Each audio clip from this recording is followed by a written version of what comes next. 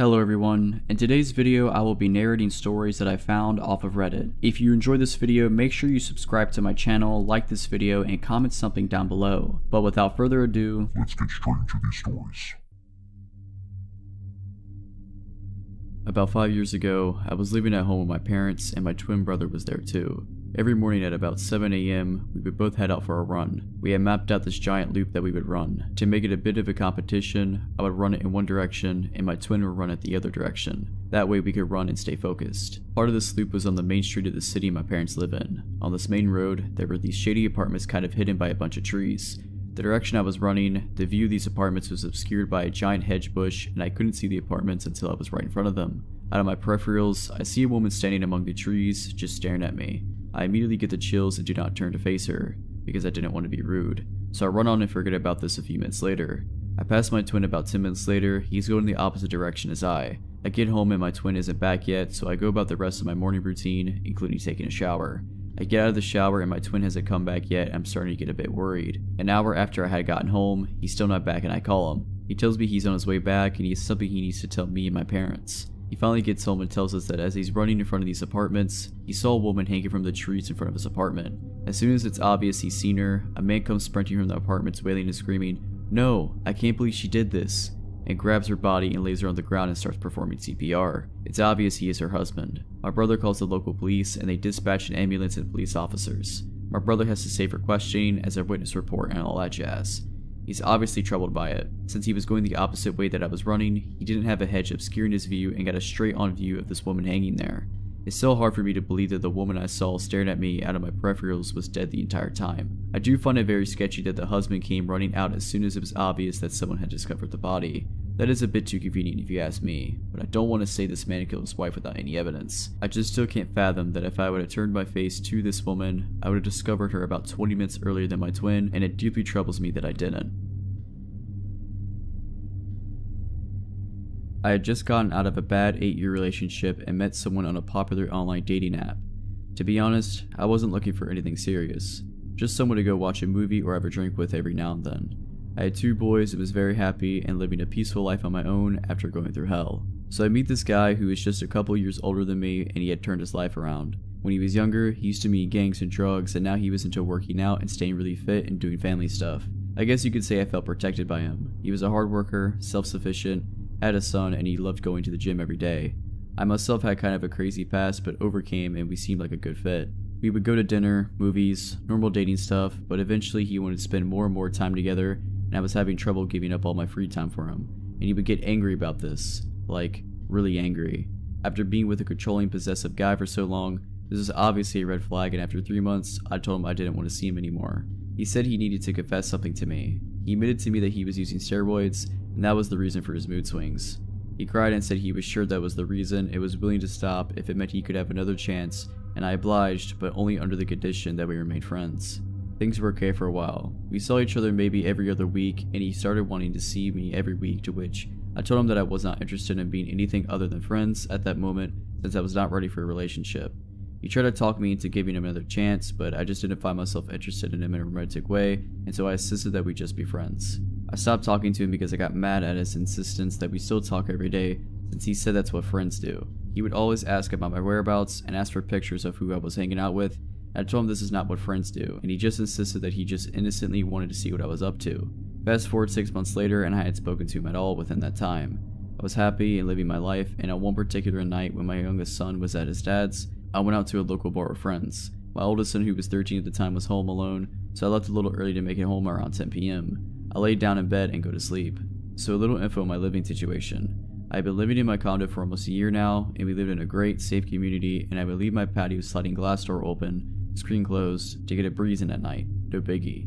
My bedroom was close to the patio, and my son would sleep in the loft that was the closest to the front door. I'm dead asleep when I suddenly feel someone slowly sit on my bed. I'm laying in bed wondering why my son would come sit on my bed so slowly. He wouldn't. I turn around, it's not him. It's Mario, not his real name, laying down in bed next to me. I sit up and ask him how he got in. He's not answering me. He says, "I needed to talk to you." I said, "Okay, when you need to talk to someone, you don't sneak into someone's room. You call them, you leave them a note. Literally anything but this. I'm thinking I'm gonna kill my kid for letting him in. He said, "I didn't have your number anymore. I needed to talk to you before it's too late." I didn't even entertain the "before it's too late" bit because I was livid, but something told me to keep my cool. I sit up and say, "Look, I really want to talk to you too, but not like this. Please just leave and I promise we will talk tomorrow. Call me tomorrow." He gets up and walks over to my side of the bed and starts rubbing my shoulders and is slowly making his way to my neck. He says, "Do you really want to talk?" I look him into his eyes and say, "Yes. I've been wanting to talk to you, but not like this. Please call me tomorrow." He stares at me while rubbing my neck and goes down to my shoulders and lets go. Says, "Okay." This proceeds to exit through my patio door and jumps my patio wall, which tells me that is exactly how he got in. I freaked the f out, check on my kid, he had no idea what was going on. I locked all my doors and I didn't sleep the rest of the night. The next day I text him and I tell him that if I ever see him near me or in my complex, I will call the police and to never contact me again. If you're wondering why I didn't call the cops to begin with, I knew you had a gun, so A, I was scared of being retaliated against for being a snitch, and B, I figured if I called the cops, they would probably not do much or just let him out, and I was afraid of what he would do after the fact. Either way, he left me alone and I didn't hear from him for years. 4 years later, I'm going through Facebook and I see his face in People You May Know.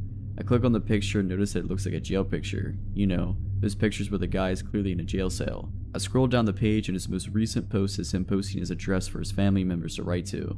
A prison address. So I Google his name, sure enough, articles after articles, all with the same headline. Man arrested on suspicion of killing girlfriend. About 2 years after him and I dated, he shot and killed the girl he was dating. That could have been me, and I feel like thinking if there was anything I could have done to stop him. Even scarier thought is that he only got 12 years for her murder.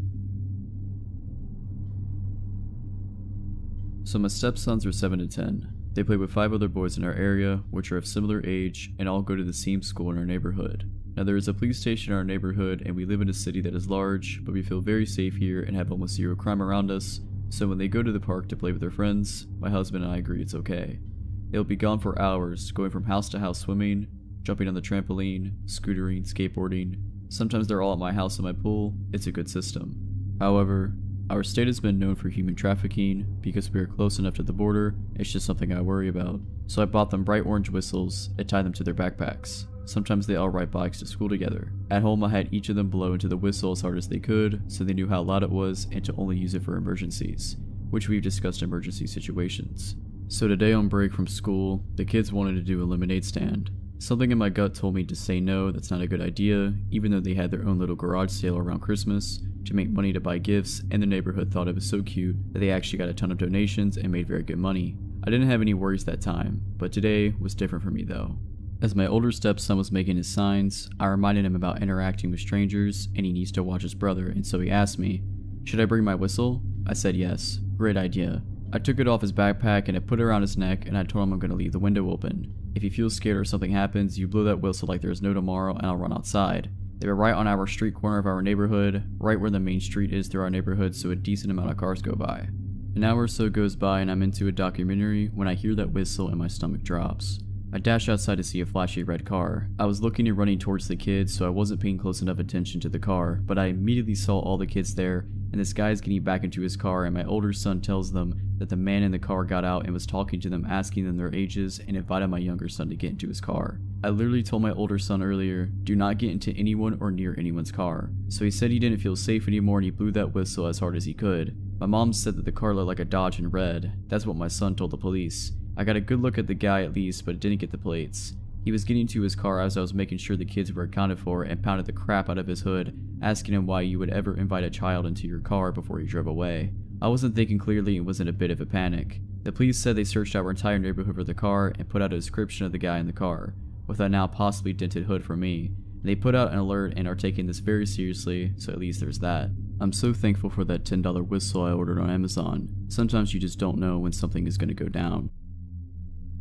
I went dancing with some friends and was really drunk by midnight.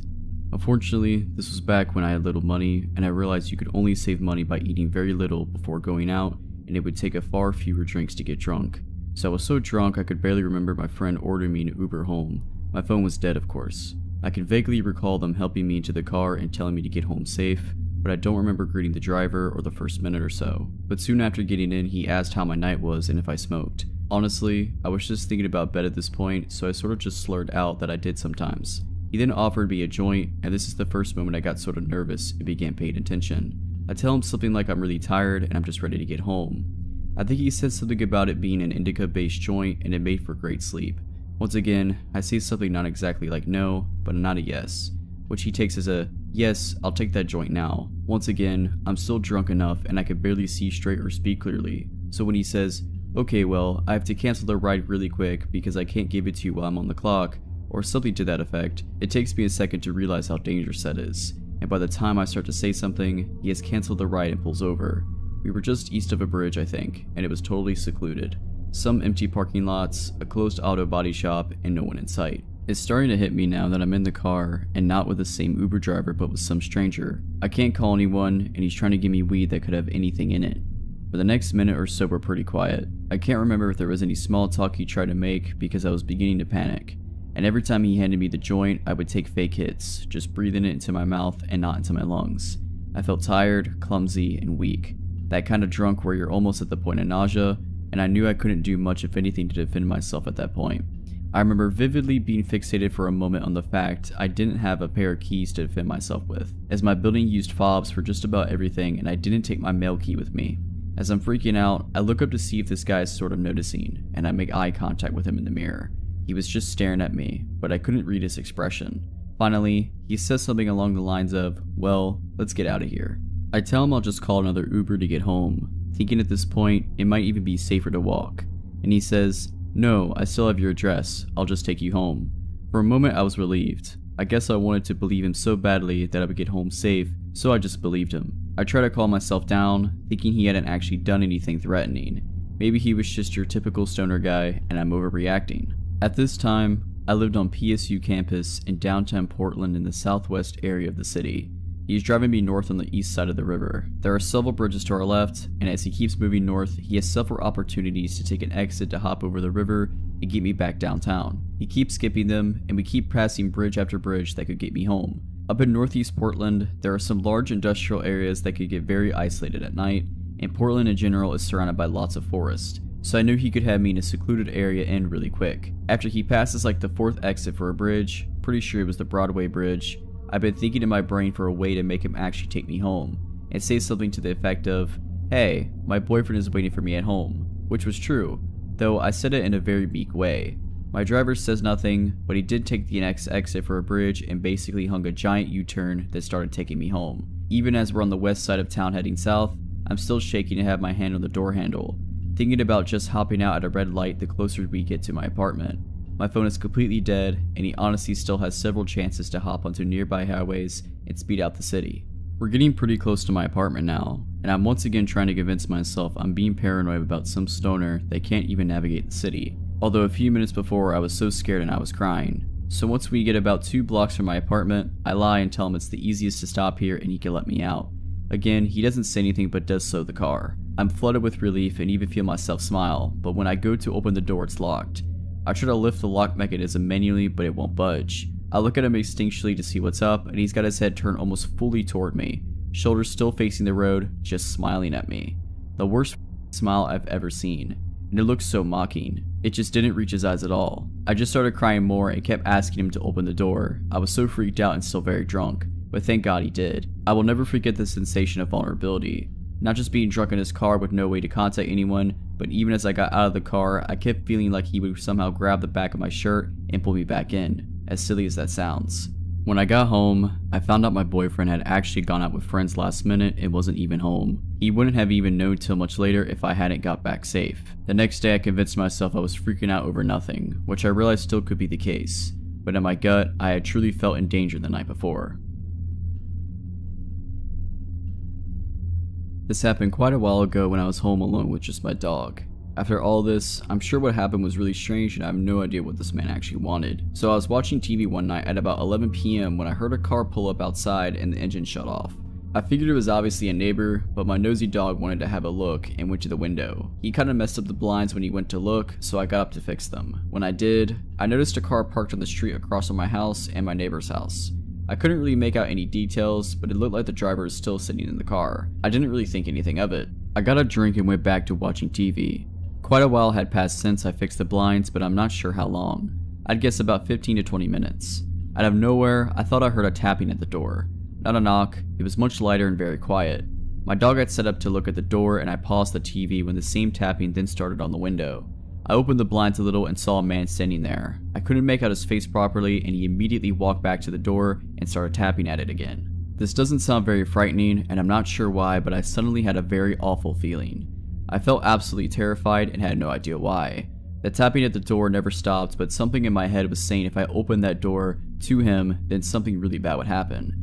I went upstairs to open a window to ask what he wanted. It felt safer doing this. He said in a really quiet voice he was delivering pizza and told me how much it cost. I felt so stupid for being frightened, and I told him I didn't order pizza. I guess he was speaking quietly and knocking lightly so he didn't disturb my neighbors. My dog had followed me upstairs and was letting out this odd growl and bark, which isn't really usual for him. I was trying to shush him when the man downstairs told me he had the correct address and I better get downstairs now and open the door to pay what I owed and collected my food before it got cold. I was really confused because I most definitely didn't order any food and began telling him that again when I noticed he didn't have any pizza. He wasn't carrying anything at all. I told him again that he had the wrong address and he got really angry. He kept telling me to open the door. He was going between angry and sort of trying to persuade me to go back downstairs. I asked him where the pizza was. He said he had a hold of it. It was really dark, but he definitely didn't have anything in his hands. My dog was really making quite a bit of fuss at this point, and the stranger had turned into a broken record. Come downstairs. Open the door. Come downstairs and open the door. All the noise must have alerted my neighbor, who did open his front door, and the man didn't say a word but practically ran across the street to the car that I heard pull up a while ago. He went back to the car empty-handed. I have no idea what he wanted, but he certainly wasn't a delivery driver. It really freaked me out as well that my dog is quite obviously a large breed and the man saw him through the window, but he wasn't deterred at all. It seems even stranger and less random that he actually drove to my house as though he'd planned on showing up. This was 1992. My mother was going through a bad patch in her marriage and chemotherapy for breast cancer.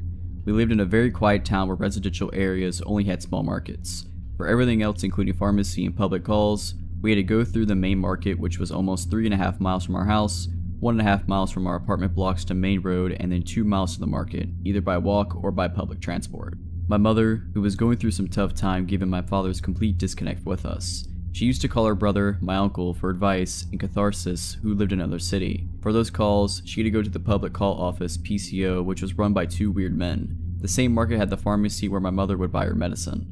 I was 11 and my older sister was 17. One evening, my mother along with my sister went to the PCO to talk to my uncle. I don't remember why, but I think my father asked her to leave the house and she wanted to discuss her options. She was in distress and didn't realize it was already late when she finished the call. The market was closed, so was the public transport. My mom and sister paid the bill and started their walk home on the path next to the main road. The 2 PCO owners closed the PCO and started following them. One on foot right behind them trying to offer a ride, and the other on bicycle next to them on the deserted main road. My mother strictly refused, held my sister's hand tightly, and started walking as fast as she could when a white van appeared on the service road and started driving slowly next to them. The PCO guys had already arranged a ride with some really bad intentions and didn't seem to go away.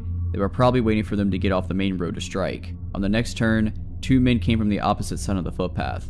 To my mother's relief, it was the pharmacist and his friend who were returning to pick his car from his shop's parking after a walk. They saw the men in the van and immediately realized what was going on. They stopped, said hello, and asked if she needed help. They agreed to walk them home. The PCO men fled upon seeing the guys. The kind pharmacist saw my mother and sister to the safety of our house. My mother never went to that PCO again. A few years ago, I was renting a house in Northern California. The neighborhood was just outside the suburbs. It seemed like the perfect balance of having space and having nice neighbors close enough to not feel isolated. The area had no streetlights, so it was very dark at night, especially if there were no clouds blocking the moonlight. It didn't bother me though. It made my little house feel even more quaint on dark nights. I got home from work one day in midwinter. It was a cloudy night, so pulling up to my house, I saw only what my headlights and front porch light illuminated. When I got out of my car, I caught a whiff of cigarette smoke. That was odd, as I had never smelled that before around the house. I didn't see anyone nearby, so I ignored it and went inside. I had just got off a shift with a few hours of overtime, so I felt pretty tired. Even though it wasn't even 7 yet, I decided to take a shower and call it a night. I woke up sometime later sure that I had heard a noise inside my house. I wasn't worried right away because my friend would sometimes stop by to use my shower after work on his way to his night classes. I even gave him a spare key so he could stop by even if I wasn't home. He would always text me to let me know beforehand though, and I hadn't heard my phone go off. I reached over to my bedside table and picked up my cell phone to see if my friend had sent me a text. The bright light from my phone's screen and number pad blinded me. Through squinted eyes, I could make out it was a 9 or something, but I couldn't tell if I had an unread text or not. I set my phone aside and called out my friend's name. There were a couple seconds of silence before I heard loud footfalls as someone started running through the bottom floor of my house. I leapt out of bed and ran to the closet. They were already up the stairs by the time I had opened the door and stepped inside. That house had 3 rooms upstairs, 2 bedrooms on either side of the hallway, the one that was in a spare, and a bathroom at the end. The bedroom doors were both closed, but the bathroom door was cracked open. I heard whoever was in my house thunder down the hallway past my door and into the bathroom. Thank God they did. They gave me enough time to open the attic access in the ceiling of my closet and hoist myself up. I just started to lift myself up when the person ran back out of the bathroom. My feet were barely inside of the attic when my bedroom door burst open. I heard footsteps run into my room and stop. When they didn't see me in that room, they ran back to the hallway and into the other room, which just had boxes stacked in a corner, some weights, and a table where I painted my miniature models. I guess they decided that if someone were hiding, it would be in the bedroom because they charged back into my room and turned on the light. A moment later, the closet door was ripped open. I was crouched in my attic just a foot or so away from the access, so I could try to stop them if they had started to climb up. From my vantage point, all I could see was from about their knee down. They were wearing dirty blue jeans with frayed cuts and worn work boots. After a few seconds of looking into the closet, they stepped away and I heard a loud crash come from my room, followed by a scream of frustration and anger. That scream was the most unnerving part of the incident for me. Whoever it was in my house ran back down the stairs. I heard crashes and clatters as things were thrown around and furniture was knocked over. I stayed crouched in the attic. I had left my cell phone when I ran for the closet, and I wasn't certain I could climb down without him hearing. After some time, the noises stopped. I started counting slowly, and when I reached 1,000, I decided it was safe enough to climb down and call the police. The first thing I noticed when I exited the closet was the intruder had flipped my bed over, I assume in an attempt to find me. That was the last noise I heard after they stepped away from the closet. I couldn't find my cell phone, so I went to the landline by the bed and called the police. I waited in my room until I heard them call from downstairs. The first floor was a mess, but I expected that. Chairs had been knocked over, the sofa had been flipped, all the books, pictures, and knickknacks I had on my shelves were strewn all over the floor. The cupboards in the kitchen had been opened and all the boxed and canned foods had been thrown to the ground. As far as I could tell though, the only thing missing was a single knife out of the wooden block in my kitchen. The police checked the house from top to bottom. They also found a few cigarette butts along my fence line, along with some foil and an empty pin tube which the police said people often use to smoke meth with, so they think they had been watching my house for a while. I realized that they must have been out there smoking a cigarette when I got home. They collected up the evidence and told me I should stay with my family or friends that night and get that door fixed as soon as possible. I opted to just not sleep. I moved a shelf over to block the broken door and spent the next couple hours cleaning things up. I would often go to the window with a flashlight and shine it along the fence line where the police found the cigarette butts and foil, but I didn't see anything. The next day I called to have the door fixed and motion lights installed at the back and sides of my house. I lived there another 3 years without incident. My boyfriend, who I'd lived with, works as a teacher in a town about 15 minutes away by train. He gets home more or less at the same time every day, give or take an hour or so. I, on the other hand, work from home. In late January this year, we got in a pretty big fight about something stupid. I can't remember what it was by now, but it was one of those fights where we didn't speak to each other, text, or call, or anything the whole next day. So this afternoon I was lying in bed getting work done. It was a Tuesday and I'm pretty sure his last class finished at 1 PM on Tuesdays, meaning he'd surely be home at 2:30. But around 1 PM I heard the front door open and shut. I thought, I guess he's home an hour early today. It was normal for him to skip his class every once in a while, so I didn't really think anything of it. In fact, I was mostly mentally preparing for the awkward post-fight, hey, how's it going conversation. So I continued to lie in bed and do my work and wait for him to come in and change his clothes. The bedroom door was closed and I had earplugs sort of half in, as I usually do when I'm working. But I could hear the heavy footsteps of him walking around the apartment, as he always does. If we hadn't been mid-fight and I wasn't so preoccupied with the awkwardness of all of it, I might have noticed it was strange how slow the footsteps were or how long he spent walking around the living room. But I was caught up in the dramatics of the fight and didn't think about it. I was just lying there, waiting for him to finally come in. Finally, the bedroom door slowly opened just a few inches. I turned my head towards the door and prepared to give him a sort of awkward, we've been fighting for 24 hours, huh, smile. But the door didn't open more than a few inches. I looked and saw that it was a woman's hand with red nail polish on the doorknob. Whoever was there slowly closed the door just as they opened it, without entering the room. I jumped out of bed, ripped out my earplugs, and sort of froze there for a few seconds while thinking rapidly. My first thought, that was not my boyfriend. Then I thought, could that have been his mom? His sister? The landlady? For some reason, I concluded that surely it was his mom or sister. So I opened the bedroom door and walked into the living room. There wasn't anyone there, but the room smelled heavily of women's perfume. Then I came to my senses and realized, his mom and sister don't have keys and have never come before. The landlady has never entered without permission. This was a stranger. I ran back into my bedroom and shut the door, now shaking heavily. There was a balcony connected to the bedroom, so despite the cold January rain, I stood on the balcony and called my boyfriend. He picked up and I asked him if his mom or sister might have come over unannounced. He told me, "No, don't move, I'm calling the police." The police were there in minutes and searched the whole apartment. Of course, nobody was there by this point. It was weird though. Nothing was missing from the apartment despite us keeping a jar full of money right in the entrance. Nothing was even touched. In fact, it seemed like the intruder came straight in the bedroom, saw my legs on the bed, panicked, and left. Plus, you can't open that big wooden front door without a key. Nevertheless, we demanded that the landlady change our locks. When she came to change them with her husband, she made a discovery. There was a square area by the keyhole that had been scratched away with something. The landlady said surely someone used tools to break into the apartment. I never got to meet the person who opened the door that day, and I hope I never do. Okay, this happened in 2016 when I was a 17-year-old first-year college student in film school. I lived alone in my first ever apartment. I never felt unsafe in this apartment for several reasons. There were multiple gates in the residence that needed to be opened through a code only the people who lived there knew, and my door had 3 different locks and it was right next to the university, so most people who lived in the neighborhood were college students. Nothing bad had ever happened in the neighborhood before. I've always been very careful with locking the door when I leave my home. I always check it twice. So this one time, I leave to go to class and lock my door, but for some reason I couldn't get the key out of the lock. It was completely stuck, so I went to get the caretaker of the building to help me, but he wasn't there and I was getting late for class, so I went to class with the key still in the lock. I took off the keychain first so it's not too noticeable. When I got home, the caretaker was back, so he came to help me, and we couldn't get it out for 15 minutes until somehow he did. He told me the lock was damaged, but that I didn't necessarily need to change it if I only locked it once instead of twice. I just said okay and that was the end of it. I really wasn't worried because of how safe I felt in this building. Flash forward to 2 months later, I was taking out the trash one night around 11 p.m.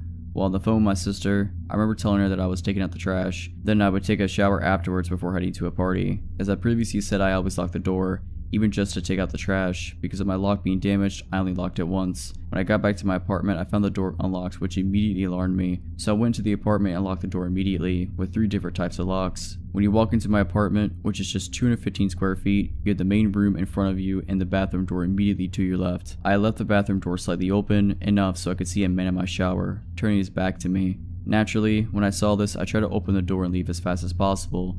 Except my main lock was damaged from 2 months earlier and I couldn't open it no matter how hard I tried. In this moment, all I could think of was the fact that I had to leave as fast as possible. I jumped out the window without really thinking. I figured it was the only solution, except I live on the 2nd floor, so I completely smashed my ankles in the landing. I started running whichever way I could, and when I got a little bit further from the building, I looked back and a man was there, at my window, watching me run away. I thought of 2 possible outcomes. Either the man was going to jump and chase me, except I wouldn't get far with my twisted ankles, or he would get scared of the height and be locked in my apartment. Thankfully, he picked option 2. I went to hide in a bush a little further and called the police, who arrived in just 10 minutes because I lived close to the station. They pushed my door open, the man was there just sitting on my couch, holding a kitchen knife, waiting for me to come back, like he didn't think I would call the police. They arrested the guy and later told me he had already been arrested for attempted kidnapping and attempted murder. They also told me how everything had happened. Like I said, it was a very friendly neighborhood with mostly college students, so he got inside the building by other people holding the door for him. He then heard me telling my sister I was going to take a shower, which was why he was waiting in the bathroom for me. He crocheted my lock while I was taking out the trash. He apparently noticed me on my school campus and followed me to my home several times before succeeding to actually come in. He stayed inside waiting for me because I had recently changed my phone and the previous one was still on the table, so he thought I didn't have a phone with me to call the police. I don't live there anymore, but after that, to get into the building, we all needed identification proving we lived there. Building IDs were created and we had to scan them every time, and it was the only way to go inside the building. Nothing really bad happened in the neighborhood after that. It's back to being very peaceful and friendly. If you're liking this video, all I ask is that you make sure to subscribe to my channel and like this video. Thank you.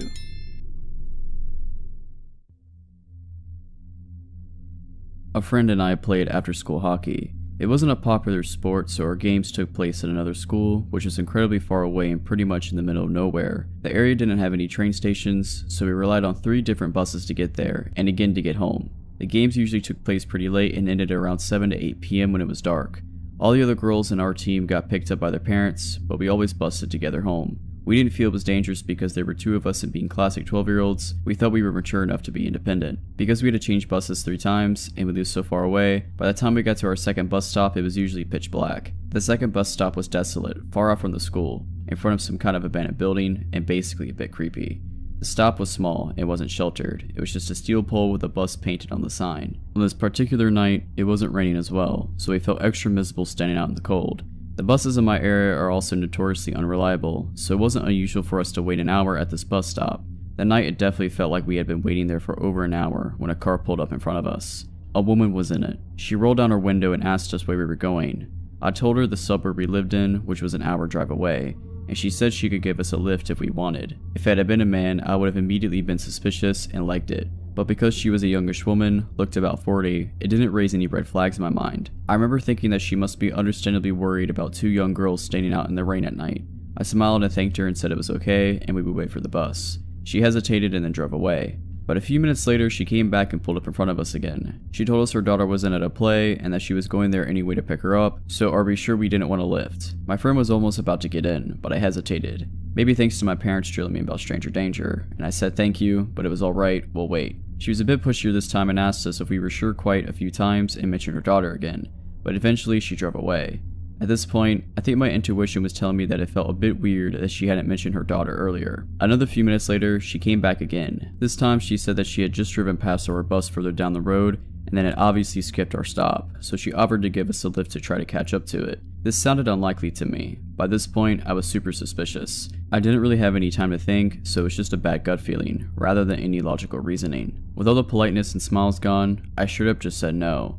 I could tell my friend, who was about to get into her car before, was also starting to feel weird about it because she backed away from the road. The woman hesitated for a while. It lapsed into an awkward silence and I remember she just kept glancing at her back seat. I remember holding my hockey stick tight and playing in my brain how I was going to defend myself. It honestly felt like forever before she finally drove away. A few minutes later the bus came and I had never been so relieved in my life. By this point, we were absolutely soaked. To this day, I still don't know whether she was just worried, a good Samaritan, or a potential kidnapper. I flip between the two and honestly I can't decide. My friend also thinks it's a mystery, but we don't know if we were just being paranoid.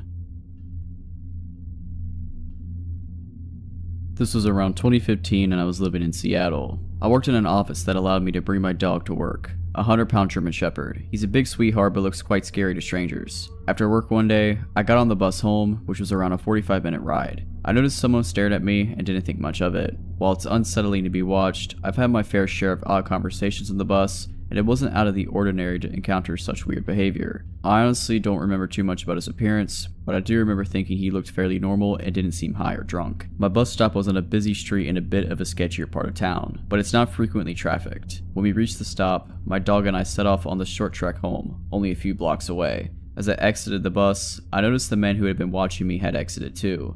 Something was off about him. He seemed intent on keeping stride with me, trailing closely behind. I've heard advice somewhere in the past that you shouldn't go straight home if you're being followed. I'm sure that's situation specific and sometimes it's safer to be in your home, but nothing had happened besides having my personal space invaded and didn't feel immediately unsafe. So I opted not to lead this stranger straight to my door. I knew that my partner at the time wasn't at home, so I decided the best plan was to weave through my neighborhood for several blocks to try to lose him. I think a part of me was also wanting to be sure I was being followed at all, or if this person just happened to be walking in the same direction. After several blocks, it became clear he was following me. I was weaving around erratically and he was walking the same path. Neither of us spoke to one another and I was becoming more and more frustrated that anyone would follow a woman home. The streets were quiet and I couldn't see anybody around who I could signal to for help. I don't think I would have been so surprised this was happening if I was alone and without my dog. I can't imagine anyone in their right mind following someone with a large German Shepherd. I started walking faster when I rounded a corner and quickly ducked into a hallway hugging a duplex a block from my house. I was hoping the pathway would wrap around the house completely so I could get out of the line of sight of this person, but was met with a fence to my face and didn't have time to backtrack. I was ultimately cornered in this nook between a house, a fence, and a hedge. I crouched down with my dog and waited for the guy to pass us. I watched as the man strolled by the walkway, seemingly not noticing us at all.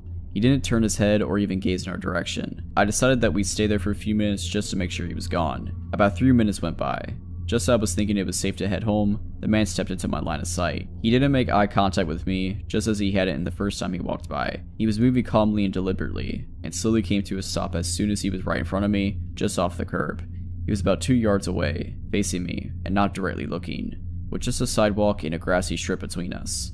I watched him as he started to unload his pockets. He had a number of metal objects he was taking out, placing them in a line. To this day, I'm not sure what they were, but I'm glad I didn't find out. At this point, I called 911 and told them what was happening, that someone was following me and showing erratic behavior. The cops made it there quickly, and as soon as they pulled up, the dispatcher advised me to get out of there. I hightailed it out of my hiding spot and took a non-direct path home since my house was technically in the line of sight of where I was crouched. I don't know what ended up happening with him, but fortunately never saw him again, and I don't know if he had malicious intent. This happened when both me and my friend Jay were 15. I was spending the night at his house, as I often did. It was a normal enough night. We watched movies, played a couple video games, and stayed up way too late. It was about 2 AM I think when we heard a loud banging coming from the front door. Luckily at the time we were in his kitchen at the back of the house, so no one could see us. We were spooked because there couldn't have been anyone at the door at this hour, but we figured it was just some drunk person and they'd go away soon enough. After 30 seconds, there was more banging on the door and yelling that neither of us could understand. It sounded like an adult man, and he sounded angry, so we both were scared. He texted his mom, who we thought was upstairs, but she said that she had just left a bit before without saying anything. She did that often enough. She liked to go to her friends' houses in the middle of the night, so we didn't pay any attention or notice when she left. We didn't know what to do, as we were scared to call the police based off past experiences with cops in our small town being not the best. At this point, we turned off the kitchen light and we were ducked down on the ground. We heard the banging and yelling getting louder, and I decided to see who it was, if it was anyone we knew. I army crawled through the dining room, which was also dark, and peeked through the door to the living room, which is where the front door was. There was also a huge window by the door that you can see right into the dining room though, so I was very careful not to be seen. I couldn't see any details of the man, but he looked to be about 6 feet tall and had gray hair. I crawled back to Jay and we quietly decided what to do. We heard the knocking stop, so we decided to wait a bit before seeing if it was safe. We also decided to go around the table in the dining room in case he tried to come around back, which is where the kitchen was. After around 10 minutes of silence, we rock paper scissors for who had to check if he was there, and of course I lost, so I again army crawled to the dining room door. I saw the man staring through the window, hands cupped up against the glass. I made eye contact with him, and the moment he saw me, and I loudly said,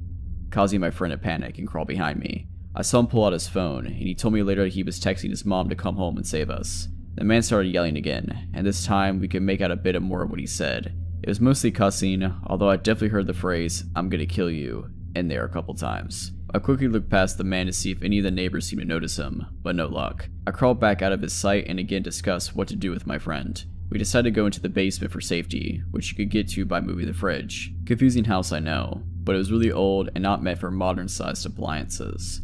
We pull out the fridge and get into the basement, feeling mostly safe but still terrified. I start having a panic attack, although I'm trying to hold it together best I can for Jay, who is also on the verge of a panic attack. We hear a gunshot and shattering glass from above us, and I cover my mouth so I don't scream. Jay and I look at each other, terrified. We hear loud footsteps and yelling above us, the man asking where we went. We hear him going upstairs and run around up there for a bit. He eventually comes back down and starts turning over our furniture, I'm assuming to find us. After what felt like hours, but was probably only minutes, Jay's mom pulls into the driveway, which scares the guy as he runs out the back door in the kitchen. Jay and I get out of the basement and run to greet his mom, never happier to see her. She was shocked by the state of the house and hugged us, happy that we were safe and scared by how close we were to being hurt. We were all scared after that. After that night they had better security installed, and we went over safety protocol if anything ever happened again. Luckily it hasn't happened again yet, and I hope it never will. I work at a convenience store. I've had some creepy customers come in before, but this one was a little more disturbing. If it weren't for what had been said and done, I don't think this would have been that bad. I normally work third shift, which is around 4 PM to around 12 AM, and I'm by myself for the last 4 hours of my shift. This man had come in earlier that day and was acting odd, jittery, chewing at his lip constantly, fumbling with his debit card, to the point I did everything for him except putting the pin in. Fast forward to around 10:30 PM. I'm sweeping the floors as I'm supposed to do every night when the man entered. He approached my register and I asked him what he needed. "Hey, can I have one of those lighters?" I pick one up and go to scan it, but he tells me that he doesn't have any money. I tell him he can't have it and he glares at me before leaving. A man was in line behind him, and the entire time I was scanning his things, the lighter guy was staring at me through the window right next to my register. He eventually walks off, and the man jokes about the creepy guy asking for a lighter when the man in line didn't even have his with him. He tells me to be safe, then walks out to the gas station pumps. I start sweeping again, but when I turn around to move a small crate out of the way, the creepy guy is staring at me again, just watching me work. I quickly make my way to the back room to make mop water so I could get away from him for a second. He stayed there for a solid 5 minutes before stalking off again. I grabbed a random receipt as a cover and basically bolted to the man at the gas pumps. I got close and asked if he was in a hurry to go anywhere. I told him that the creepy lighter guy was still hanging around and that it was really freaking me out. He promises me that he didn't plan on actually leaving after getting gas. At this point, I thought it wouldn't take up too much of his time, since we both thought the man was already wandering away from the store. Unfortunately, he went back toward the store a few seconds later. Soon, an older woman comes in and I warn her about the creepy guy. She asked what I was talking about and I subtly nod in his direction. Mind you, still hanging around my window. She looks a little disturbed, leaning in and whispering, "What does he want?" I explained that he wanted a lighter, but he didn't have any money, so I didn't give him one. I told her to be careful and she quickly told me to worry more about myself since I was at the store alone. She left, and I saw the creepy guy approach the window again. Thankfully, he didn't look in, just hung around it like he was waiting for someone. After a while, a daughter of a family friend comes in with her girlfriend, and we quietly make small talk. Like the last woman, I warned them that the lighter guy was still roaming around and he could be dangerous. Before they get to tell me anything, a woman was talking with the guy from the gas pumps, spotted them while scanning family friend's items, and hurried in and told me to call the cops. Obviously, not familiar with the area I worked in and hearing 3 different people telling me what numbers to call, I was shaking and in near tears. My family friend said she would call while I calmed down. Another girl had run out at this point, and I don't blame her. Family friend's girlfriend told me that lighter guy threatened to throw rocks through the window and hurt/rob me. After about 3 minutes of pacing and trying not to cry, I saw my mom's truck pull in. I bolted to her, telling her what was going on. She calmed down and walked me back to the entrance. As this happened, creepy guy had climbed the hill and crossed the street to Bojangles and sat near the front door. The cops arrived. The man from the pumps gave his statement, I gave mine. And finally family friend gave hers, which included the threats. From what was said, he was about to break into my car. The man that stayed with me stopped him, but that didn't stop the creep from roaming still. After we talked to the cops, they sped to Bojangles and confronted the lighter guy. After arguing, a quick pat down, and more arguing, the man was put in the back of the cop car. Lighter guy, I knew you were probably on something, but please, let's not meet ever again. To set this story, I bike 5 miles one day, 5 days a week to my job, and I've been for 8 months. I honestly love it. It forces me to get exercise and it's cheap transportation. I take the main road with a lot of traffic, so I've never felt unsafe. I also only ride on the sidewalk since it's safer. One day, coming home, I was passing by an area with a lot of construction going on. To give you a better visual, I ride on the sidewalk along a busy road. As I'm biking, I see a man in a black pickup truck parked as if he's about to pull out of the area, but he's waiting for a spot to open in traffic. He then sees me and reverses to let me by. I remember thinking, oh great, he's letting me by, and I wouldn't have to ride around behind his car to get to the other side. But as I'm getting closer, he does a stop motion with his hand, and he's wearing a safety vest, so I assume he works there and there might be a problem up ahead, like a pothole, etc., so I stop.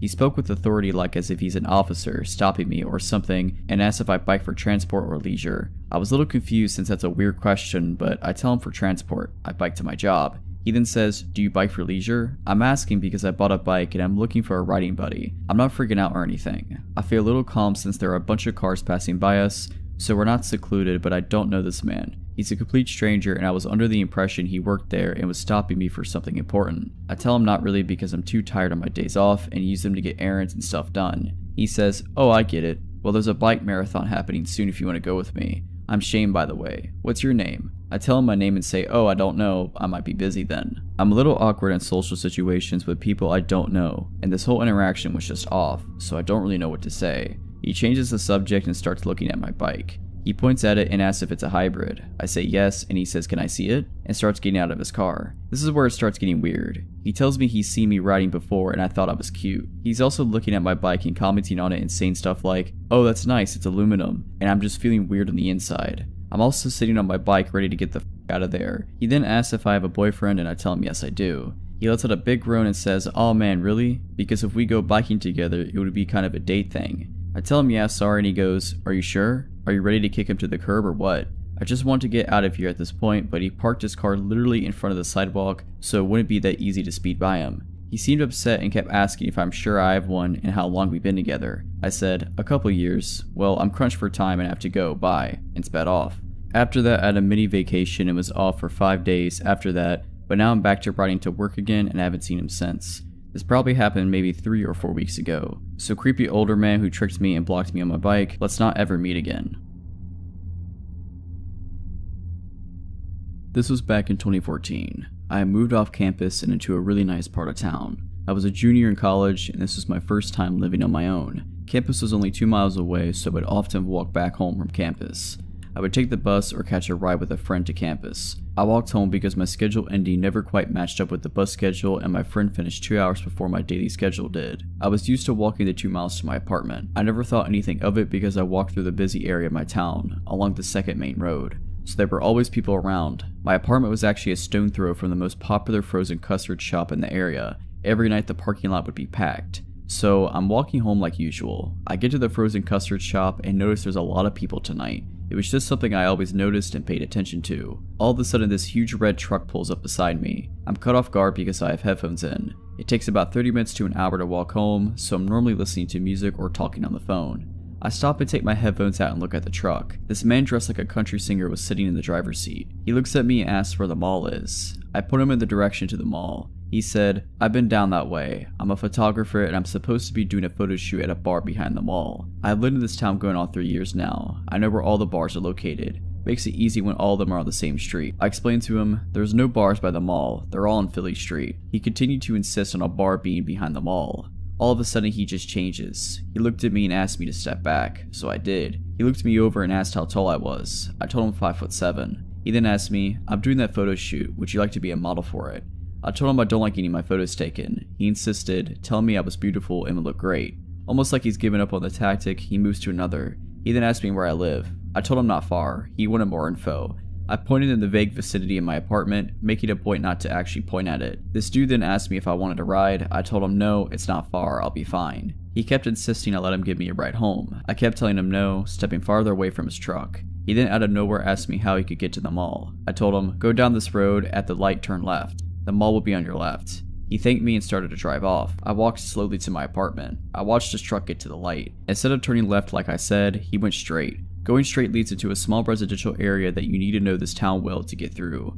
I lived in that town from 2012 to 2017 and still can't figure my way through that area. I made sure that truck was completely out of sight before I hightailed it to my apartment and locked the door. My dog didn't quite understand what was going on. All he really knew was he had to go to the bathroom pretty bad. I tried to distract him for 5 or 10 minutes to make sure the coast was clear. My heart sunk when I did finally take him out. The same red truck was parked near the parking lot behind my apartment building. The truck didn't belong there. I'm one that memorizes all the vehicles that are normal for the area. No one had a red truck like that. I went back in and texted people describing the man and the truck to them in case something happened to me. I did not go back out for hours. When I did, the truck was gone. I never saw the man or the truck ever again. To the man who probably tried to abduct me in front of the most popular venue in town on my way home, I hope I never see you again. Okay, before I get into the story, there's a few things I need to explain about my country, South Africa, for you to fully understand the story.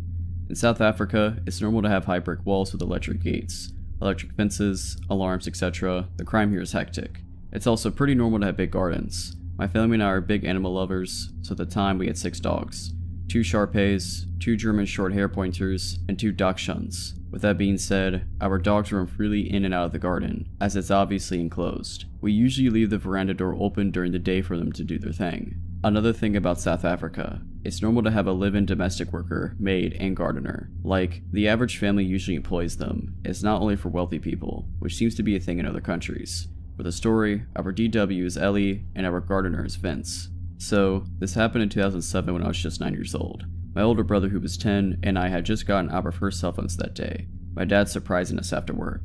You may think it's a bit young, but it was used for emergencies or to communicate with our parents. Anyways, it's an important piece of info for the story. We don't usually leave our veranda door open at night, due to security reasons, but I remember it being a hot summer night that night. So of course, this night of all nights, the veranda door was wide open and the dogs were doing their thing in the garden. My brother and I were in my parents' room setting up our new cell phones, all excited. Ellie's daughter Anne, who's like an older sister to us, 18 years old, was helping my brother and I. My dad was somewhere in the house and my mom was in the bath.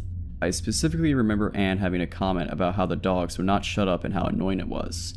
That's when I noticed it too. Sure, they'd bark, but it was usually the Dachshunds that yapped, when the bigger dogs just chilled. Plus, it would only happen for a few minutes, then they'd get over it. Something was different that night, as even the bigger dogs were barking non-stop. My dad appeared in his room and mentioned to us that he too noticed the dogs' incessant barking, and he was going to check if everything was okay. No alarm bells went off in my head, and I don't believe my dad thought anything was amiss either, because my brother asked to investigate with them and my dad agreed. I was obviously too engrossed in my new Sony Ericsson. My dad ventured out to our garden with my brother in tow when my dad had noticed the dogs were all grouped, growling and going nuts at a dark corner behind our in-the-ground swimming pool. The best way I can describe it is that our garden beyond our pool hits like a slight decline, so we have a few steps leading down the hill to the bottom end of our garden. We usually have a lamp that lights it up, but my dad had noticed how the lamp seemed to be off, which confused him because he could have sworn it worked the other night. Either way, my dad said he got this gut-wrenching feeling because of this and because of how out of the character the dogs were acting. He called after them. They'd usually come running, but tonight they all just seemed to look at him, then turn back around and continue to go crazy at this dark corner down the steps. My dad told my brother to go back inside the house and get a torch, sort of using it as an excuse for my brother to not come out with him because of this off feeling. When my brother went back inside, my dad slowly approached the steps. He noticed how the dog seemed to be snapping at whatever it was, hiding just out in the view in the darkness. As he got to the steps, he noticed the lamp was smashed. Confused, he inched the steps, and as he put two and two together, it was too late. My dad, being an ex-vet and an avid hunter, felt something cold against his temple and immediately knew it was a gun. Out of the darkness stepped four of the men in balaclavas, all armed. Shocked, he stood frozen on the steps. The man holding the gun to his head was instantly aggressive and asked him where my brother was. That he saw my dad come out with my brother, but my brother went back into the house. My dad said something came over him, and before he knew what he was saying, he responded with, "He's gone inside to press the panic button." As he said it, he saw how all these guys started to panic. They started speaking in an African language called Zulu. Assuming my dad couldn't understand, it's not common for white people to speak it, but my dad had actually grown up on a farm where he learned it fluently because of the farm workers. The aggressive guy holding the gun said, in Zulu, "The cops will be here any minute. Let's just kill this, grab what we can, and go." The others seemed apprehensive, and a smaller guy seemed really on edge, and continued to say how he can't go back to jail again and they need to get the out of there before the cops show, which would be any minute. He was panicking. My dad then fed on this guy's fear. My dad then interrupted them, speaking English, pretending to not understand what they were saying, and said that we usually have armed response vehicles that drove in our area, and since my brother pushed the panic button so long ago, they'll probably be here any second, and that did it. My dad watched as their plan unraveled before them. The smaller scared guy started freaking out all the other guys, saying that they need to leave ASAP or else they'd get caught. He seemed to make the others more nervous and lose confidence until they started full-on bickering amongst themselves, their plan slowly turning to, as a third guy had put it. The aggressive one pointing the gun to my dad's head slowly lowered it as they started fighting, losing focus on my dad and shifting his focus onto his crew. My dad then used this as an opportunity to slowly back up the steps and turn to dart to the house. As luck would have it, as my dad ran into the veranda door, my oblivious brother was heading out with a torch. My dad scooped him up under his arm mid-ran and sprinted into the house, not even closing the door behind him. Silly, I know, but I think he just wanted to get my brother inside as quick as possible without even thinking. Ann and I were obviously also oblivious to everything. When my dad rushed to the bedroom door, slammed it shut, and told us to go upstairs into the attic, quote unquote, "There's 5 guys outside with guns. They're here to hurt us. Get upstairs now." My heart sank. I remember my body automatically responding and me sprinting to the stairs with Ann right behind. My mom ran out of the bathroom in a towel, not too far behind. We sat there in darkness and silence. I swore you could hear a pin drop. I think we were all just wanting to hear something below us in the rooms. My mom cursed saying she didn't have a phone, neither did my dad. But ha, in my hand was my brand new Sony Ericsson. No better emergency to use it than now, right? My mom dials the police and I kid you not, they asked where we live, we explained and they told us it wasn't in their jurisdiction. Sorry, click, the line goes dead. We're now not only ourselves, but we're flabbergasted too. My mom starts cursing like a sailor again and that's when my dad realizes. He didn't close the veranda door and what about Ellie and Vince, who are in their rooms, blissfully unaware of the danger they're in. He gets his firearm in the safe in the attic and tells us whatever we hear, do not come downstairs. To stay hidden no matter what. Now I'm sobbing, begging my dad to not leave us, but he tells us he has to go get Eli and Vince before something bad happens to them. Now there's even more tears, as reality hits that there's 2 other people still in danger. Anne's understandably in hysterics because she's also fearing for her mom downstairs. My dad disappears and the air is thick with tension. We can still hear the dogs going crazy, indicating that those men were still on our property. My mom then calls another number, the armed security that drives around the area, and they say they'll be over in about 10 to 15 minutes. They say to wait and stay hidden until they ring our bell at the gate. We all wait in silence, fearing that we'll hear a gunshot or anything indicating these men are in our house. But there was just silence. The only sound was the dog's barks outside. After what seemed like hours, most likely a couple minutes, we heard stomping coming up from the stairs and my heart rate quickened. I remember shutting my eyes and praying that it was just my dad with Ellie and Vince. Luckily, it was. We all hid for a while, no one dared to speak. The dog seemed to have calmed down considerably, but we were still barking every now and then. The gate intercom rang, and my dad told us to wait while he checked if it was just a security company, and sure enough, it was. He opened up and the nightmare was over. I remember standing up and my knees buckling from the adrenaline my body endured. The armed security somehow notified the right police, and everyone investigated the garden. They found that there was actually 7 pairs of footprints, and that these guys bent the spikes on our wall and just climbed over. We got an electric fence shortly after, so there must have been 2 other guys hiding in the shadows that my dad hadn't seen, which is actually creepy in its own right. Thank goodness nothing happened to my family, and I'm forever thankful for my dad's quick thinking regarding the panic button. Also, I'm so glad my dad understands Zulu and can manipulate the situation to benefit us. This takes place in the early 80s. I grew up in the suburbs in a very friendly townhouse complex. We all knew our neighbors. My first friends were the kids that lived in other townhouses. To describe my home, all townhomes are attached. They're also very tall and slender. I had 6 flights of stairs to go from the basement to the bedrooms on the top floor. We had a tiny driveway, and then there was the small roadway. On the other side was a raised flower bed that ran the length of the side of the townhouse wall across the street. The most important thing was a very bright street light in the middle of the planter. It shined ominously right into our front windows at night, and it had enough light to illuminate shapes above the kitchen counter on the 3rd floor kitchen, just the top part of bodies. You didn't need to turn on the kitchen lights at night if you needed to get something. One night I had a sleepover with my friend who lived diagonal to me. Us scouts had stayed up late and went to the kitchen for snacks. I peered out into the street to see an unfamiliar guy walking by on the roadway. There was no sidewalks. I noted to my pal that there was a weirdo walking by because he didn't seem right. He was tall and lanky with long 80s hair. With our familiarity with people in the neighborhood, we didn't recognize him. Our complex roadway did lead to a street, but it wasn't used as a shortcut because it was a long way to get around the neighborhood, so you didn't see others often, especially at night. As soon as I commented weirdo, he walked by our house. Only a couple of minutes later, he walked by again, going in the direction he came on the roadway. This time, we saw him out of the corners of our eyes coming along. Being scared kids, we immediately ducked as we were visible to the street. Up until then, we didn't think anything more of it, but our instincts told us to hide, so we did. My friend said we were overreacting after a few minutes being crouched down, so we carefully peered over the counter. Weirdo hadn't walked by. He was now standing in front of the flower planter looking up at our house. To this day, I remember that bright streetlight illuminating him from behind very ominously. He looked like a horror film killer come to life. We hit the floor again, thoroughly freaked out. I don't know how long we were there for. I could only hear the sound of our breathing for some time, until I thought I heard the squeak of the garage door handle. It was one of those old rusty ones that opened outward. I thought I was dreaming until I heard for the second time that rusty handle squeak. He was trying to get in now. My friend and I were frozen in fear. Luckily, my dad always locked the garage. The squeaking stopped. Even though my friend and I could have run upstairs or shut it to my parents, we were rooted on the spot, thinking if we moved, he'd get us somehow. We thought that was it as it was suddenly quiet. But a few minutes later, I heard the swoosh of the screen door and telltale sound of the front door handle being pressed down. The first screen door was never locked, but thank God the wooden door always was.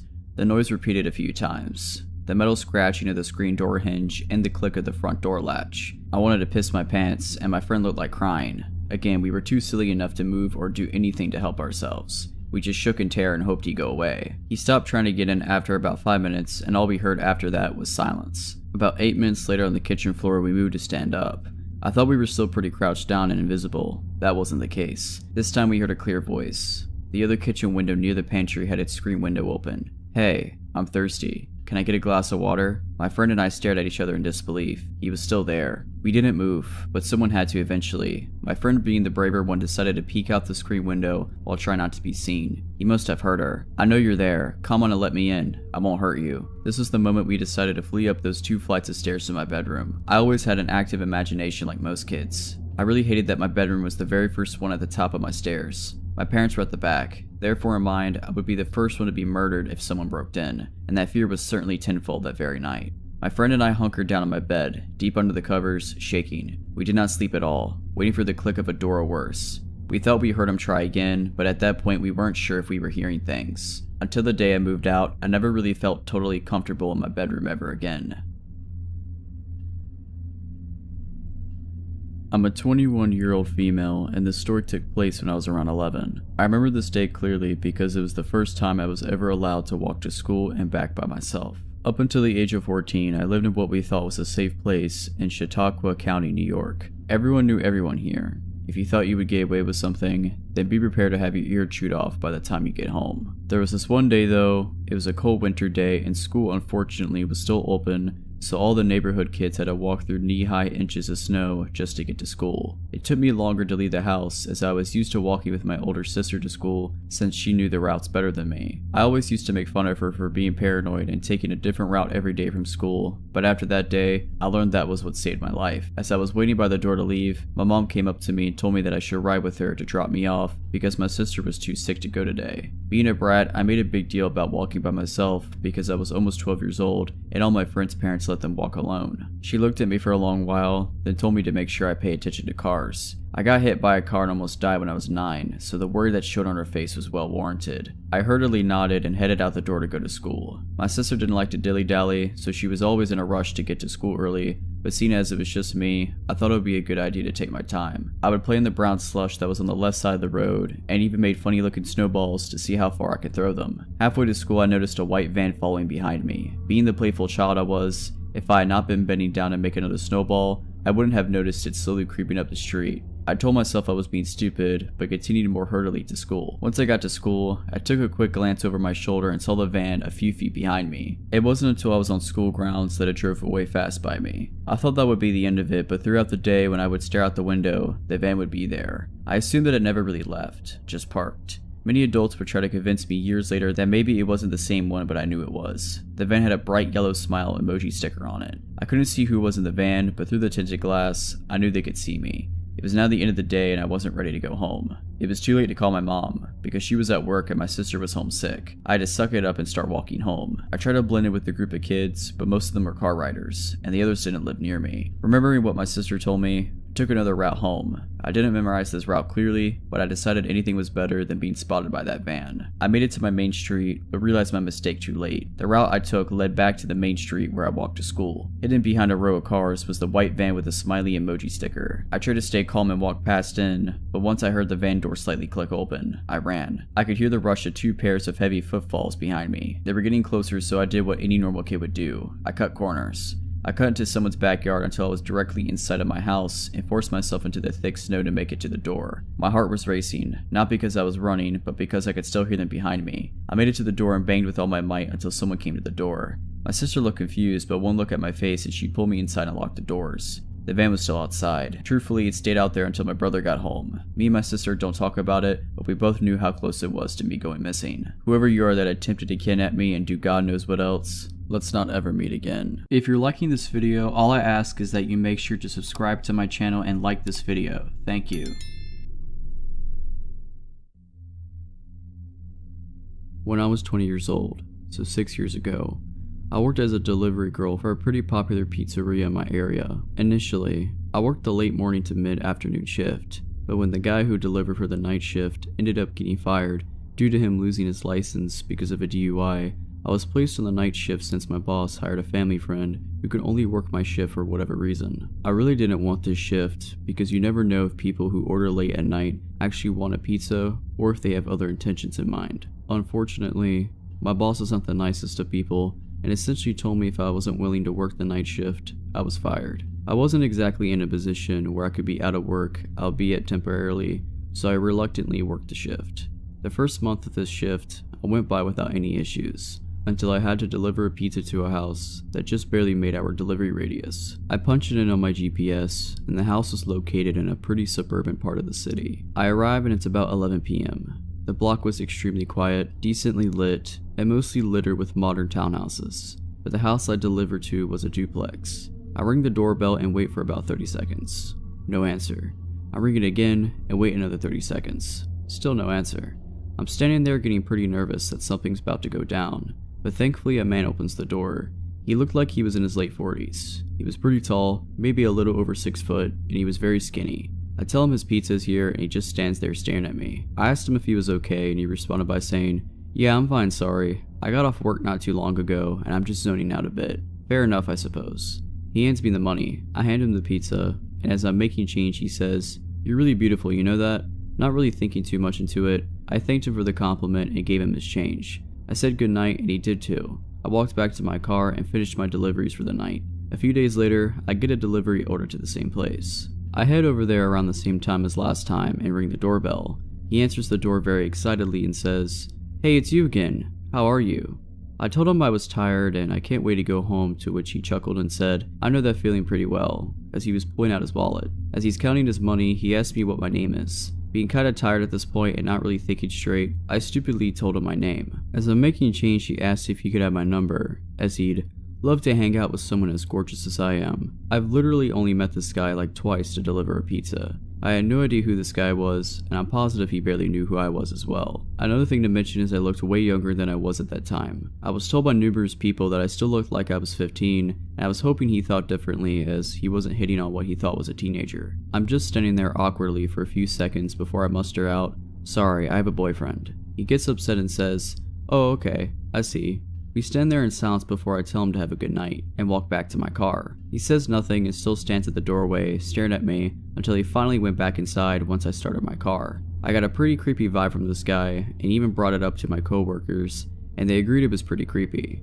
Except for my boss, who overheard everything and claimed I was making up stories, and trying to gain sympathy for having to take the shift. A week later, as I'm working the night shift, we get an order from the same guy again, and this is when it finally hits the fan. I arrive at the house at around 10:30 p.m, and keep in mind that from my perspective on the road, it didn't look like a single light in the house was on. I get out of my car and I walk to the front door with the pizza box in my arms. As I'm approaching the door, it quickly swings open to reveal the man, except this time, he was wearing a suit and I jumped back. He laughs and said, "Sorry if I scared you. I saw you out on the window, and I figured if I just opened the door now, so you wouldn't have to ring the bell." I was getting scared because, as I mentioned before, there were no lights on in the house, so he was sitting in the dark this whole time. And if so, why? I nervously laugh and say, "It's okay." He asked me if I liked his suit, which I said yes. He then asked me, "Would you like to go on a date with me tonight?" I once again tell him I have a boyfriend, to which he chuckles, gets close to me and says, "There's no way a girl your age is in a serious relationship. You should really go on a date with me." He grabs the pizza box from me and throws it to the side and grabs me by my arms hard. I'm officially sweating bullets at this point and now trying to cry from the fear that was overwhelming me.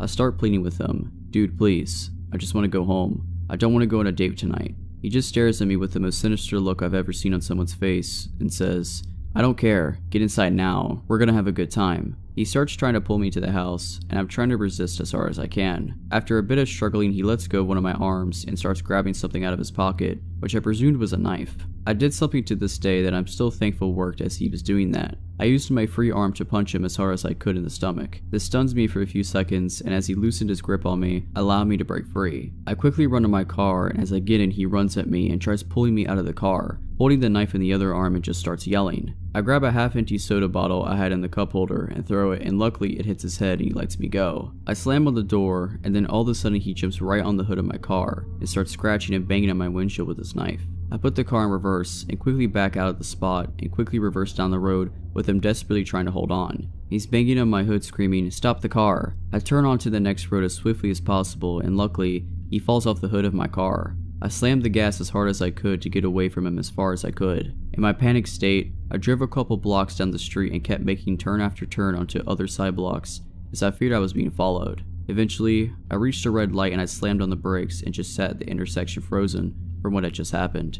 I began crying and violently shaking as I was just sitting there. It dawned on me that I came so close to losing my life, and I couldn't help but feel like I shouldn't have been alive. Once the light turned green, I pulled over to the side and just sat there crying. Eventually, I get the energy to drive back to the pizzeria, and almost immediately after I walk in, my coworker knew something was wrong after seeing me. I practically broke down in front of him, and everyone else came to the front wondering what was going on. I fought my tears and explained everything that just happened. My coworker comforted me, and my boss surprised me and began apologizing profusely for what had happened and for putting me on the night shift. He took me into the office and handed me the phone to call the cops. They arrived at the store, and I gave them my statement, as well as taking pictures of any marks on myself, as well as scratches on my car for the encounter as evidence. My coworker followed behind me as I drove home, and I collapsed on my bed, and strangely enough, I managed to fall asleep. I quit my job the next day, and luckily a friend of mine managed to hook me up with a new job at her clothing store. As far as the psycho goes, 2 days later I received an update from the police. The entire duplex is owned by the guy's brother, who lived on the right side with his wife, and the psycho lived on the left side of the duplex. I learned that he had been in and out of jail constantly at first for robberies and assaults. He had been released from jail about 5 months ago apparently. When they arrived at the house, he was long gone and his family had no idea where he ran off to. but the police insisted they would find him. And indeed they did, albeit not alive. I spent the next 2 months in fear that he would find me and finish what he had in mind, but the police contacted me and updated me on the case. Apparently, he fled to another city nearby and attempted to kidnap a teenager walking alone late at night on the street. Luckily, somebody happened to be looking out the window at the right time, called the cops, and the police caught him by trying to force her into his car. He manages to flee and the police chase after him. He blew a red light near a busy boulevard and a van slammed right into the driver's side of his car. By some sort of miracle, the driver of the van only sustained minor injuries, while the psycho succumbed to his wounds long before the ambulance even arrived. I thank the officers for everything they did and for informing me, so I walked out of the station. I walked down the street and I light up a cigarette as I'm taking in everything that I'd just been told. I don't wish death on people, but after hearing about his death, I felt relieved. I felt relieved that he couldn't hurt anyone anymore. I was relieved that I wouldn't have to ever encounter him again, and that I wouldn't have to go through with charging him and reliving what happened that night. Who knows where I'd be if he managed to pull me into his house. I grew up in Ohio in the 70s, and me and my childhood friend Joe were outside all the time when we could manage it. Joe lived on a farm that bordered a pretty big forest, and my parents would drop me off in the morning and we'd stay in the woods all weekend. We'd only come out for school. We loved pretending that we were frontiersmen. We'd build shelters, traps, practice making fire with sticks, the whole 9 yards. When we got to be in high school, we got this notion to pull a Stand By Me. This was based on the movie on the same name that just came out. The idea was that we'd walk the railroad tracks out in the country, but instead of looking for a dead body, we'd find cool bridges to fish from and to camp little ways off the tracks. Of course, we knew this was dangerous and we'd likely be trespassing, but we were kids. We had a lot of fun. We did find beautiful rivers. We discovered bridges no one went to, we fished, we hid from trains. At night, we camped in woods just near the tracks and made small hidden fires. Nothing bad ever happened. It was idyllic. In fact, it was so fun we did it multiple times. Never had a problem. After high school, me and Joe went our own ways. We both left home, but always stayed in touch and always tried to coordinate visits so we would see each other occasionally. Well, one summer in the mid-90s, it worked out that we were both in town for about a week. We would do stuff with family in the day, and at night, we'd either catch drinks at a bar or sit outside Joe's house around a fire and talk about the old days. One night, me and Joe got to talking about our Stand By Me trips. Well, nostalgia and beer are a heck of a mix. Soon, we decided to take a day, walk the rails, camp one night, and walk home. The day came, we started out early morning. We had my wife drop us off in our old spot where we used to start, right outside our hometown. She thought this was absolutely crazy and made sure to mention it. When she pulled away, Joe suggested that instead of walking the usual route, we take the opposite direction, just to be adventurous. We knew the land well, we had a map, and so I gave it a screw it, and off we set. The day went fine. It was fun and a little sad, but in a good way. We found a bridge and sat on the edge, smoked a joint and moved on. We had no fishing gear, but we brought some canned food and other stuff. Before night started to set in, we picked a spot to camp. It was a thick forested area, trees on every side of the train tracks, so you felt like you were in a tunnel. We had brought small hammocks to sleep on, but before we set them up, we decided to do a little scouting of the perimeter. Now, this is what we used to do in the old days too. We'd walk the area around a little bit just to make sure some dude's house wasn't just over a hill and we were actually camping in their yard. We walked maybe 100 or so feet into the woods and up a small incline. We figured if we didn't see anything from up top of the short hill, we'd be fine. But when we got to the top, we saw an old building down at the bottom, about 100 yards into the woods. It was barely visible. We pondered over what to do. We both assumed it was a sugar shack or something, because there didn't appear to be any clear road into it. From where we were, there didn't look to be anyone in it either. All was quiet. No movement could be seen. No lights. We decided to walk a little closer just to make sure. We came down the hill very slowly, and as we neared the building, we saw it and it wasn't a sugar shack at all. It was an old church. It looked like it had been abandoned for years. It was a squat, sagging building whose wooden planks were almost black from years of moss and rot. A cross still stood on top of the place, also weathered black. None of the windows had glass, and there were no doors, just open doorways. We got close enough to see inside. There were rows of pews in a built-up section in front for a preacher to stand. We didn't go all the way in. We didn't want to. Beyond all that, there was no sign of anyone else. No footprints, no paths, no roads. It was an abandoned church. We left immediately and went back up the hill to our spot that we had picked to camp. Having a hill between us and the church made us feel better, but we were still a little uneasy. We chalked it up just to the natural creepiness seeing a church in the middle of the woods would elicit. Besides, at this point it was dusk, and we just decided to rig up our hammocks and go to sleep and move on at early morning. Night set in, and as we lay in our hammocks and just talked, we began to hear something in the direction of the church. Our conversation about it went a little like this. Do you hear that? What is that? It sounds like people singing. And it did sound just like singing. We both slid right out of our hammocks and hunkered down, straining to hear more. We listened for a minute or two, and the singing continued, but it wasn't getting louder. Finally, we decided to creep back up the hill and see if we could spy where the sound was coming from. We could still move very quietly in the woods from the old days. It was second nature to us. The moon was barely out, but it provided enough light so you wouldn't walk right into a tree, but it was near pitch black. We didn't use flashlights as we crept slowly up the hill, and we didn't talk. When we got to the top, we saw light in the distance. It was coming from the church, and the singing was coming from inside.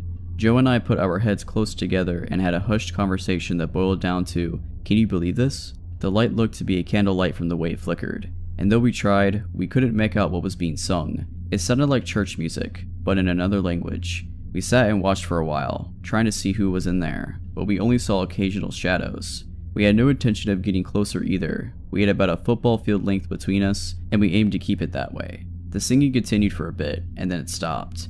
After that, a booming male voice began to chant. I was already freaked out, but this voice thoroughly scared the crap out of me. It sounded like some Old Testament preacher you see in movies, but again, it was like he was speaking in a different language, because we couldn't understand a single word. Eventually, it got to where the single male voice would say something, and then a bunch of voices would answer in song. This lasted for a while, and then they all broke into this long, sustained wail that just kept getting louder. It got so loud and so disturbing that I covered my ears. Then it stopped. At this point, I was just getting ready to say, "Let's get the heck out of here," when Joe put a hand on my shoulder and hissed, "They're coming out." We were far enough away that we couldn't really make them out very well, but what we could see was a line of figures walk out the open doorway, all holding hands in single file. We could see some of them had flashlights. They began to sing again, and the light from the flashlights began to move toward us and the hill. We booked it back down to our campsite, grabbed our stuff, and ran to the tracks. Once there, we ran down the tracks in the direction we had come from. After a few minutes, we stopped and looked back. We saw lights coming down the hill, and they were moving erratically like whoever was holding them was shaking them. We continued to run in spurts and walk as fast as we could. We eventually stopped seeing the lights and came to a road. By our map, we knew a small town that was about 15 minutes down it, and we walked there, got to a 24-hour gas station, and called my wife to come get us. My wife and other friends all just thought it was kids messing around, but I heard those voices and they sure as hell didn't sound like any kids to me. Not sure who those people were, but it was definitely the most creepiest thing that happened to me out in the woods. So, this happened about 5 years ago while I was 9 months pregnant. I was Christmas shopping at the mall with my then 7 and 15-year-old daughters one Saturday night in a very safe city with very low crime rate.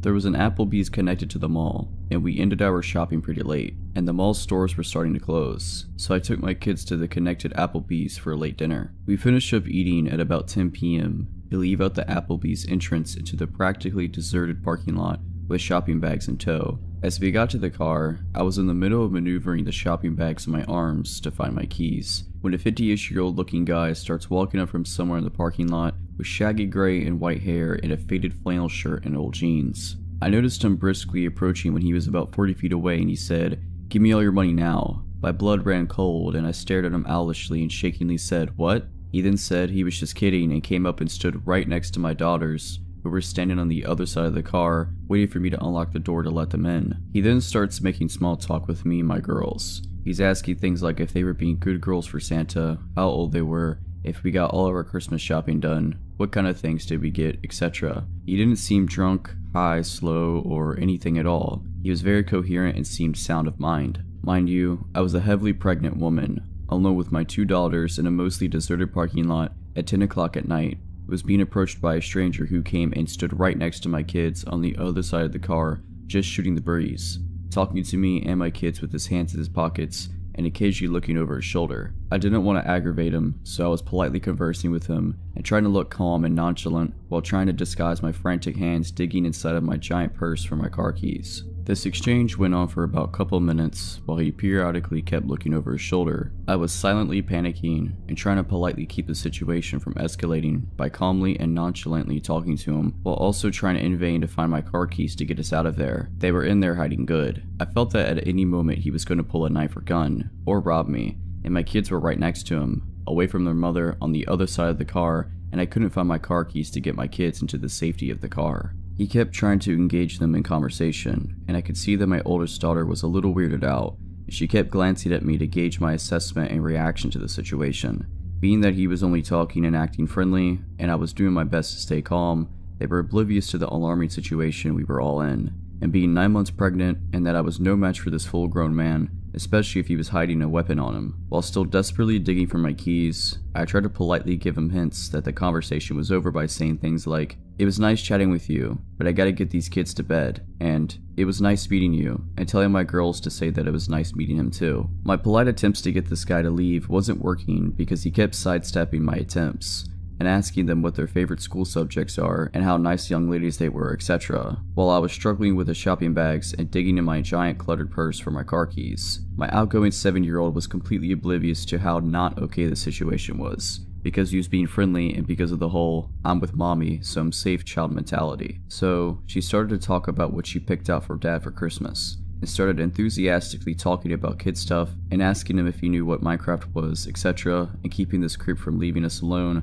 but keeping him engaged in conversation. They didn't realize that I was becoming desperate to get them out of there. Then I suddenly felt this sinking feeling of dread when I realized that I may have lost my car keys in the mall, and that we were stuck outside with this strange man who kept looking over his shoulders and was showing no signs of walking away, and I was thinking that he was waiting for the perfect moment to pounce. All he had to do was grab one of my girls and threaten their life, knowing it would make me do whatever he wanted as long as he wouldn't hurt them. I started to feel my adrenaline start to spike, and my heart and stomach started doing flip-flops, and I felt like at any moment something was about to go down, as the gravity of realizing that there were no other people or witnesses around, and that they were totally alone with him at that moment, the odds were stacked against us and that he has his chance. He all of a sudden was all like, "Okay, it was nice talking to you, see you later," and walked off in the same direction as which he came. It wasn't until then I found my car keys and locked the car and told my kids to get in fast, and I got in too, and locked the doors and started the car and drove out of there. My 15-year-old lightheartedly and jokingly said, "Okay, that was weird," and laughed.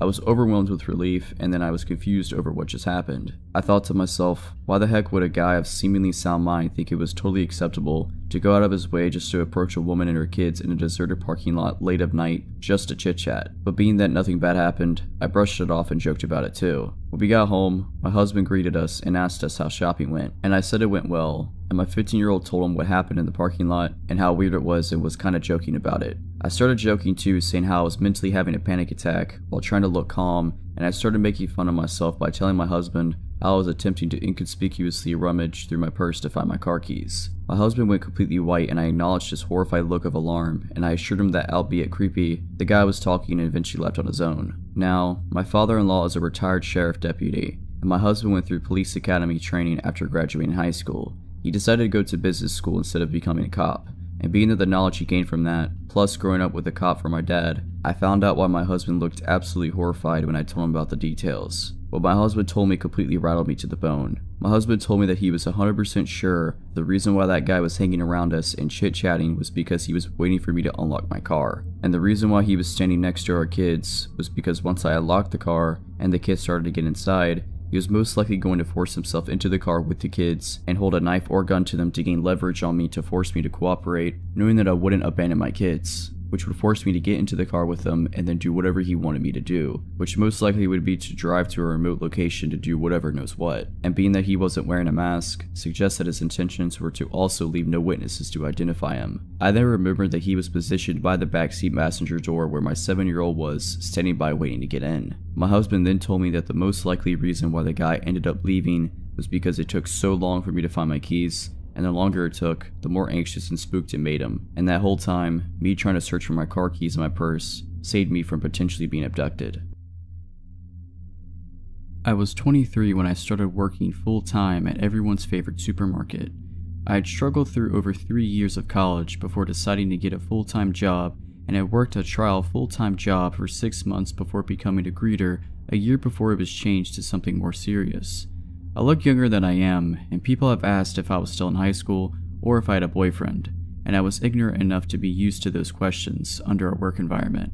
I also have anxiety, so I worried about customer service more than my own comfort zone most of the time in that position. I soon started to keep work journals detailing what I saw on a daily basis or anything I found suspicious, which came in handy for me in my opinion. There was this older gentleman that needed to use an electric cart to get around in EFS that I helped from time to time since I normally watched the secondary doors. He introduced himself as Al, claimed to be in his 70s, and required the electric cart because of all the smoking he did since his younger years. Al normally would strike up long conversations about his life after he was done shopping, that he would stay at least another 5 or so minutes before leaving, including asking if I had a boyfriend and, at one time, making up scenarios of meeting a potential boyfriend. As stated before, I was used to hearing the boyfriend question so much that I stick with saying, I don't have a boyfriend and I'm not looking to find one anytime soon. Al took this as me lying to get out of the situation when I was telling the truth. I also overlooked a lot of what he said most of the time because it was normally loud when these conversations happened. He had a rasp in his voice, which was proof of the smoking information he told me, and I thought they were things that were the norm for his time. As a retail worker, I felt it would have been rude if I ignored him and it gave Al reason to think that I was his friend. I didn't start seeing red flags about his behavior until late November 2018 when he told me that I looked pretty and that he wouldn't imagine me naked. It made me uncomfortable, but I awkwardly thanked him for the compliment and went about his shopping before I documented it down. Red flag number 2 came a month later, the day after Christmas and sometime after my birthday. Earlier that day, I was talking to fellow greeter Tom, a male in his mid-50s, about when greeter Queenie would let us go on our breaks after a Mountain Dew spill when Al came in to do his shopping, and after he was done, and I was helping him transfer groceries to a pushcart, he said he saw me talking to Tom in a monotone sounding voice and left without going into conversation. It was enough to scare me.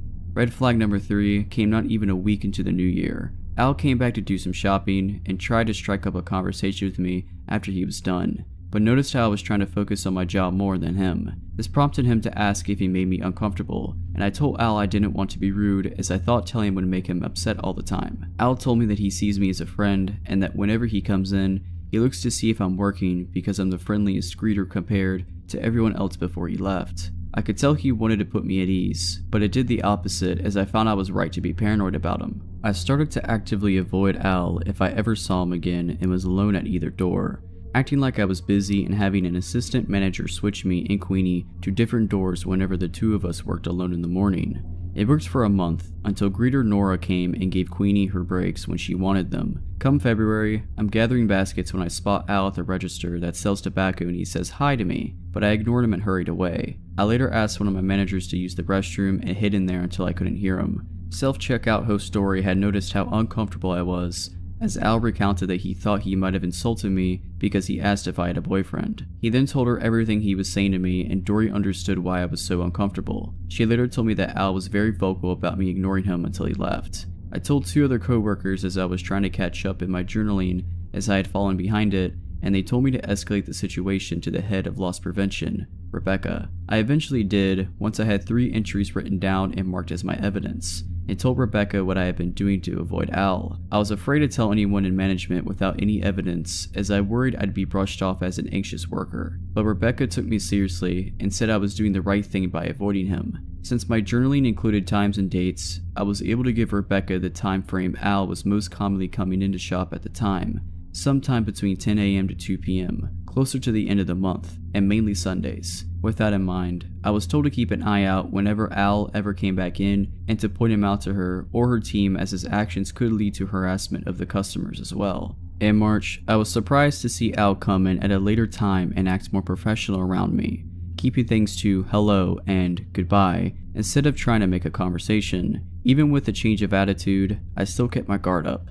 Near the end of the month, around 6:50 at night, Al stated how nice the weather was and asked me if I could help him out to his car with his groceries so I could take the electric cart back inside. It's EFS's policy that the electric carts stay inside to avoid any damage to them unless if the customer physically can't get to the store without heavy assistance. So I politely said he had to use a push cart as the electric cart can't go outside and I'd get him one. Al was a bit insistent in taking the electric cart out and was halfway through the entryway, but I pushed the push cart close to the electric cart and politely insisted that the electric cart stay inside to avoid any damage from pebbles and dust that could get into the cart. Al relented at that reason, had his groceries put into the push cart and left. I was relieved that the situation wasn't escalated, so I had to help him, but I did take note of his car should Al get an idea to try and follow me home. That was also the only time he ever asked me to help him outside. I eventually told Nora that I didn't feel comfortable around Al, as she said that I wasn't the only young woman he had said these things to, as he said things like this to other female workers at other EFSs since Nora had transferred over from the West location in the city. A little over halfway into April, I switched over to cashiering and put together more information about Al's visits so I could try to avoid serving him by myself. Coming in around the time food stamps was replenished, and within the 7 to 10 days at the end of the month, mainly on Sundays and Fridays,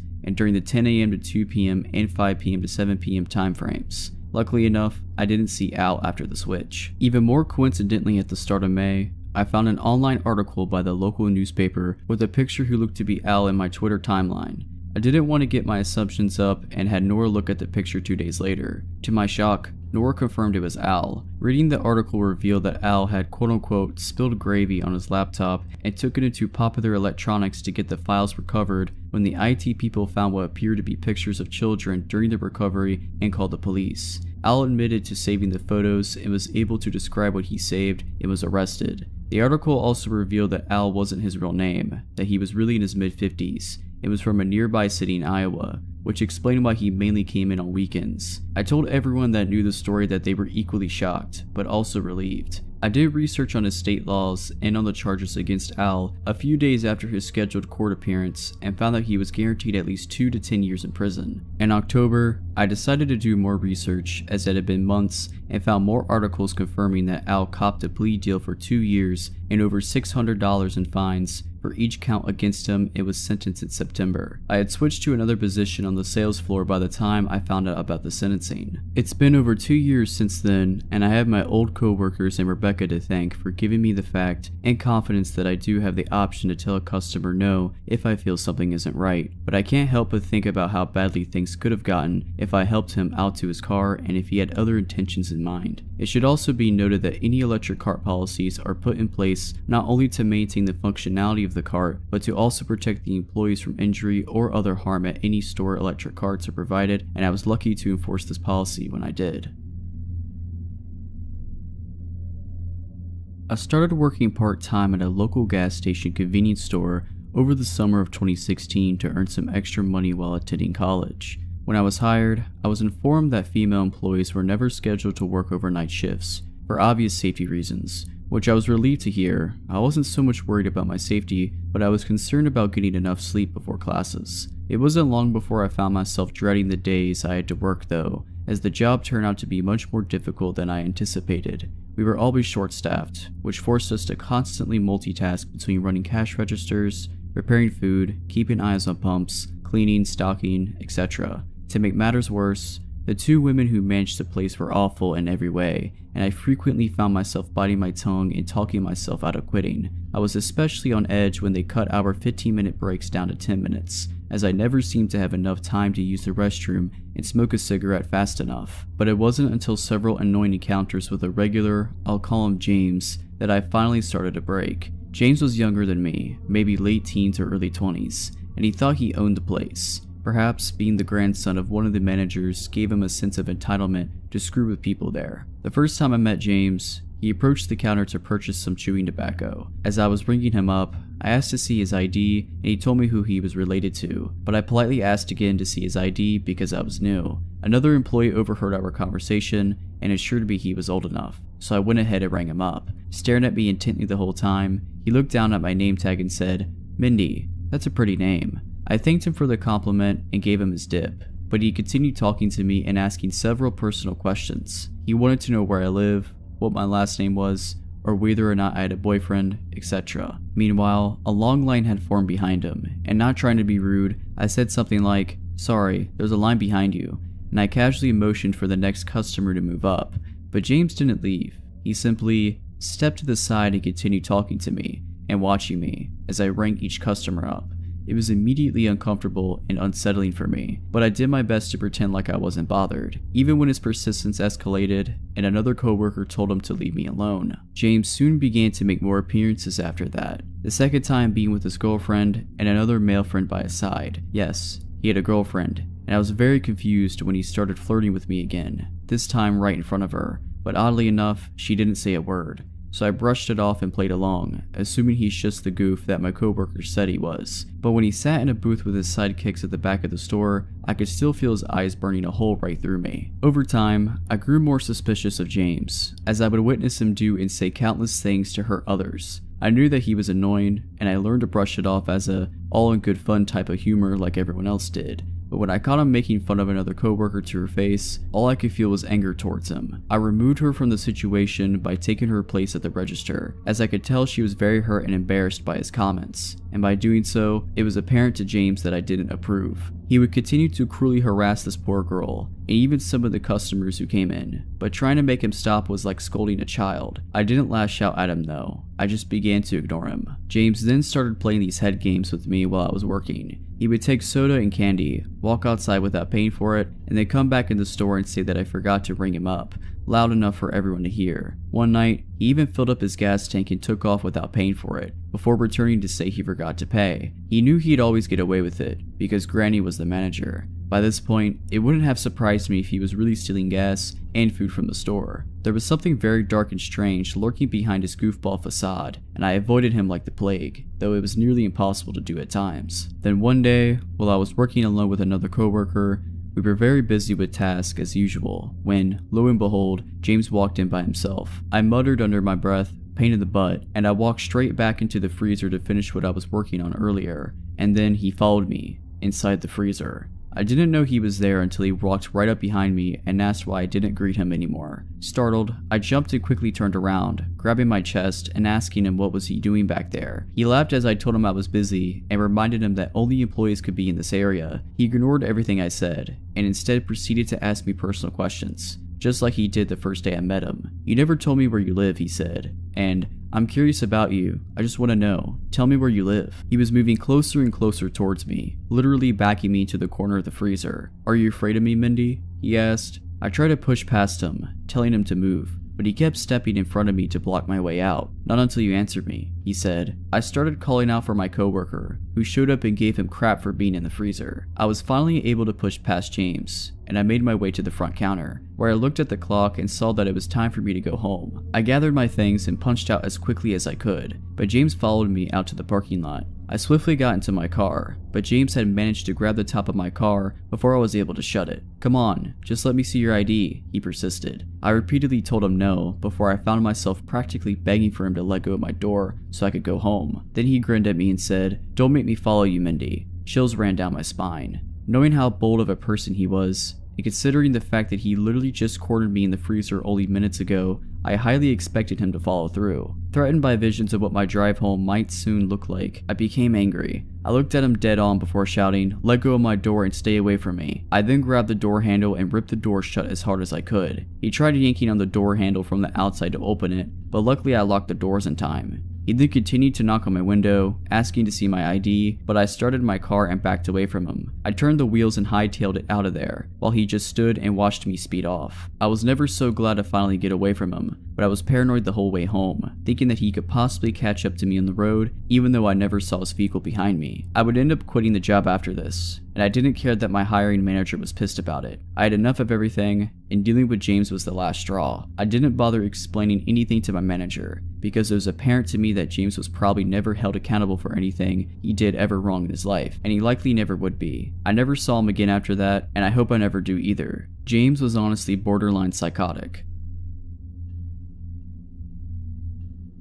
This was told to me by an old friend and coworker, whose neighbor has made his life what could be equated to a real nightmare. I don't believe what he said at first. Turns out, this neighbor is known to others in the area for being off the deep end, and I've had several people tell me that personally since this happened. My boss even mentioned it, and she's practically a second mother to me and has nothing to gain from lying about it. I can't give the exact location, but I can tell you this takes place in mid-Michigan. This all started around 7 years ago, and has gotten progressively worse, especially in the past few months. My neighbor has always been a bit odd, but it seems he went off the deep end when he found his wife with another man. He sort of snapped. It began with us finding our dogs dead, having been shot by someone. It wasn't that tough of a guess as to who did it, because houses out here are few and far between. This happened a few times, but being that we lived where we did and the way things were around here, no one called the cops. This is due in part by the guy being unstable, there being no hard evidence to link him to it, and not to mention if the police didn't find anything, he wouldn't know who called them. So, skip forward to a few months ago, when another dog had gone missing. She gets out fairly frequently, I'll mention later. I ended up walking out to the woods around our house, alone being that my friend didn't want to go. I had been out for a bit when I heard off in the distance.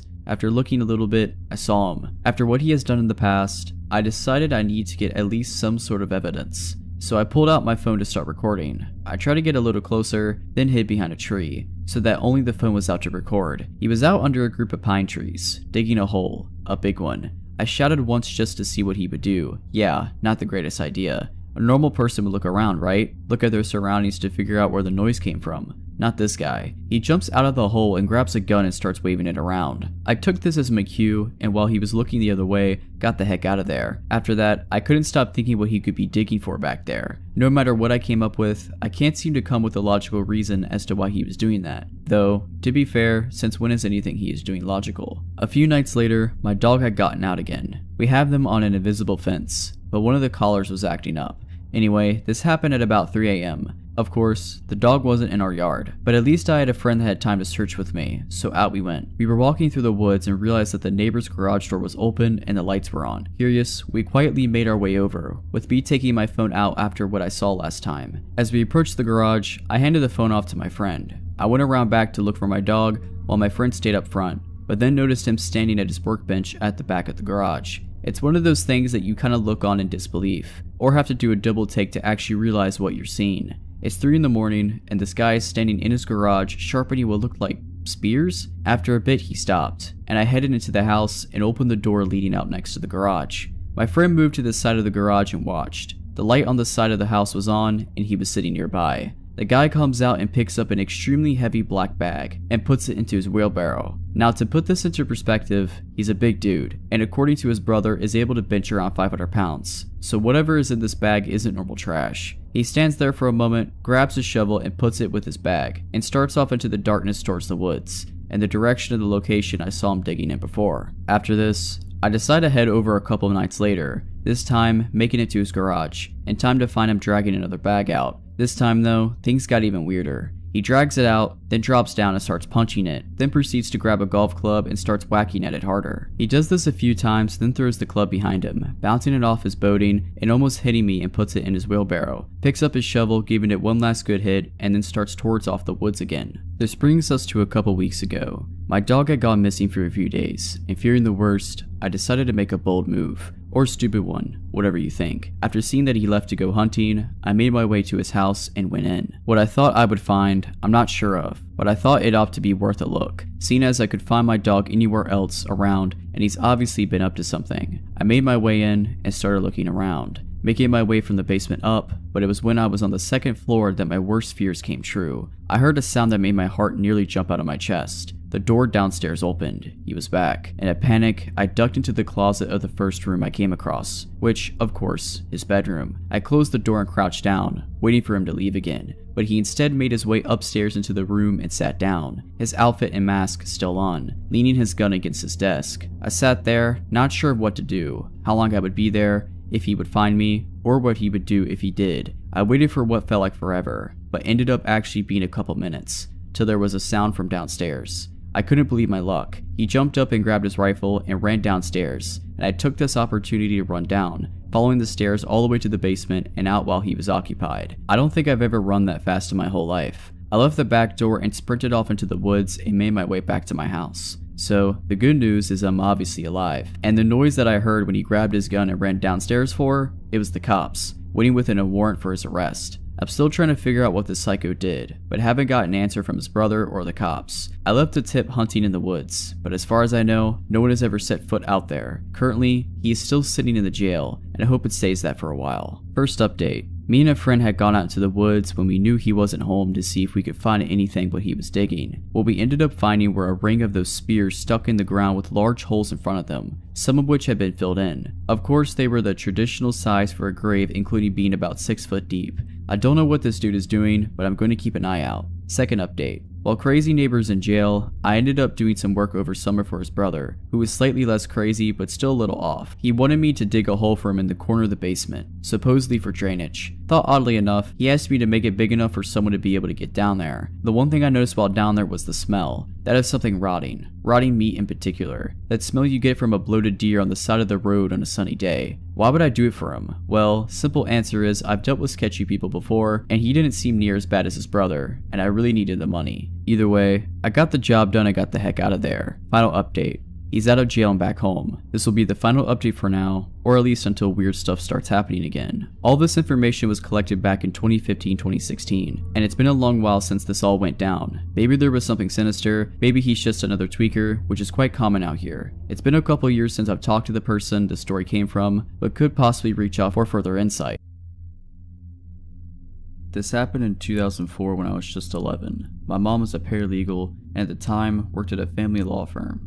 Something urgent came up and she had to go get case materials from her job that night, so she took me with her to go grab them. It was around 7 p.m. I should mention I guess that I lived in a fairly affluent nice neighborhood where it was very safe and nothing bad really happened. I say this to give credit to my mom's insane sense of intuition that likely saved our life that night. We pull into the parking lot and my mom doesn't get out of the car. I'm an only child, so I was reading in the back seat and honestly didn't notice nor care, but eventually I asked her why we were getting out the car. She replied that she was waiting because as we pulled in, someone walked through the parking lot and got into their car right behind us, then proceeded to wait in his car while it was on with the lights pointed at our car. It wasn't overtly sketchy or creepy, as there were several non-ominous explanations, but my mom had a gut feeling and I'm glad she trusted her intuition and proceeded very deliberately and carefully because it quite possibly saved her life.